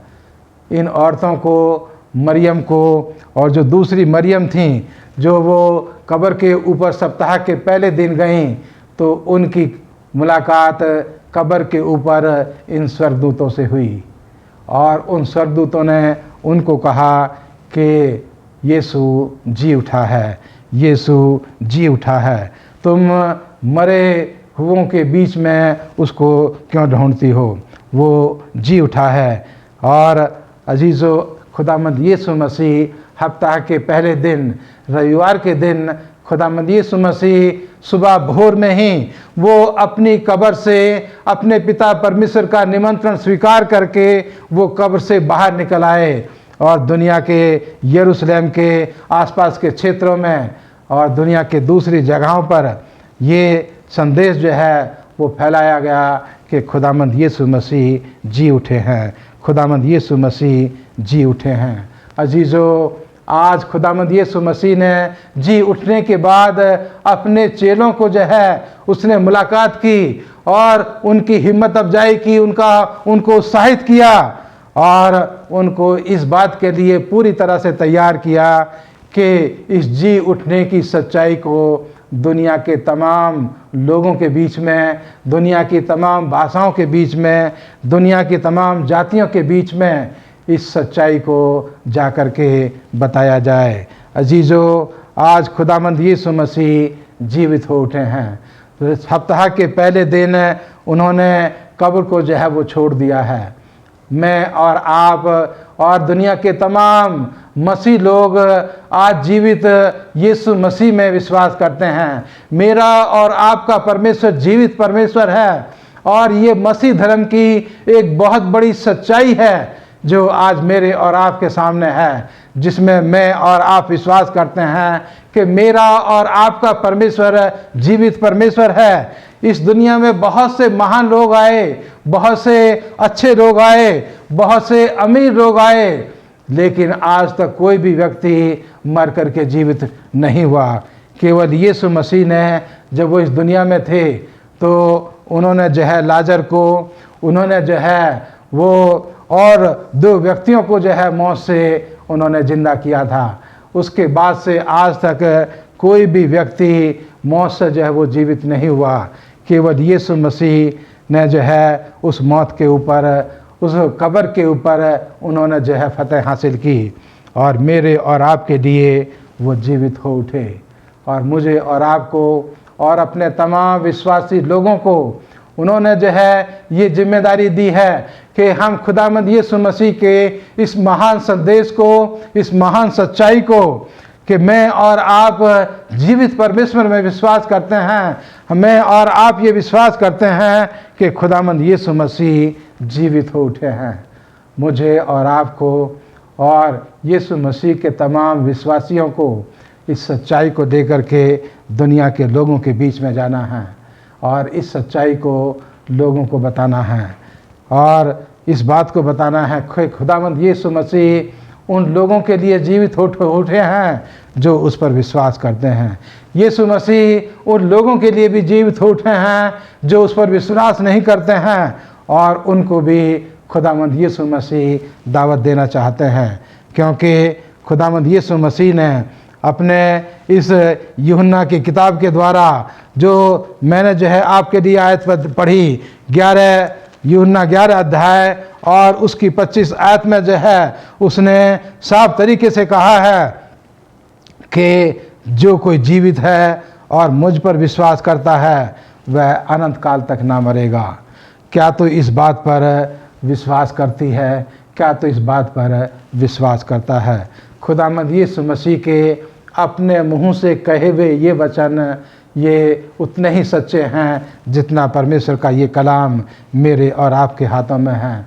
पुनरुत्थान और जीवन मैं ही हूँ, पुनरुत्थान और जीवन मैं ही हूँ। खुदावंद यीशु मसीह ने ये शब्द लाजर को जब जीवित किया, उस घटना से पहले उन्होंने अपने लोगों को, अपने उस भीड़ को जो ये लाजर की कब्र को देखने के लिए यीशु मसीह के साथ आई थी, उस भीड़ को और उस परिवार को ये वचन जो है खुदावंद यीशु मसीह ने दिए कि पुनरुत्थान और जीवन मेरे द्वारा है। आज ये वचन मुझे और आपको दुनिया के लोगों को देना है कि पुनरुत्थान और जीवन यीशु मसीह के द्वारा है। जो उस पर विश्वास करेगा वो अनंत काल तक जीवित रहेगा।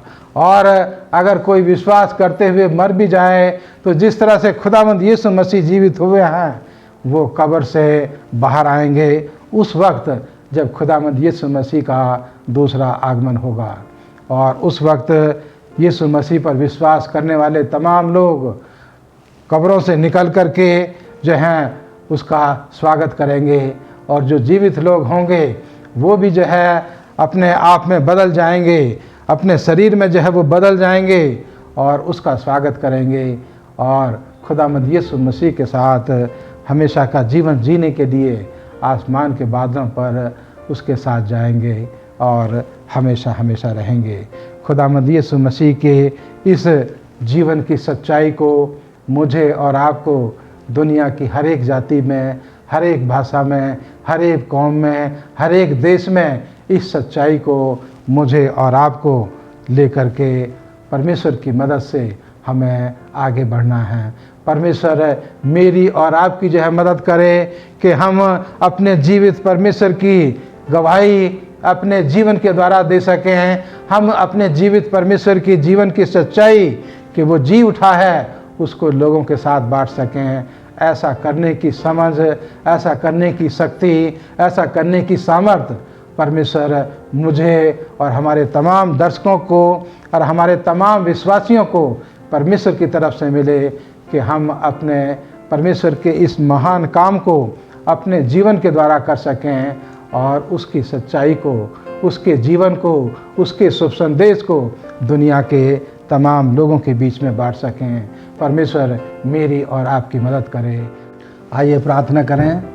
हे परमपिता परमेश्वर, इस दुनिया के सृष्टिकर्ता, हमारे मुक्तिदाता, हम तेरे पास आते हैं और तेरा धन्यवाद देते हैं प्रभु कि तू अपने स्वर्गीय स्थान को छोड़ करके इस दुनिया में आया और अपने जीवन के 33.5 साल तूने इस दुनिया के लोगों के लिए इस्तेमाल किए। तूने लोगों को चंगाई दी, बीमारों से छुटकारा दिया, शैतान को उनके जीवन से निकाला और परमेश्वर मुर्दों को तूने जीवन दिया। खुदावंद तूने हमारी खातिर उस सलीबी मौत को सहा और परमेश्वर तुझे कब्र में दफनाया गया। सब्त के दिन तूने वचन के अनुसार विश्राम किया और सब्त हफ्ते के पहले दिन परमेश्वर तू जी उठा। खुदावंद हम तेरा धन्यवाद देते हैं तेरी इस महान योजना के लिए जो तूने तमाम गुनहगार और इस दुनिया के लोगों के लिए बनाई।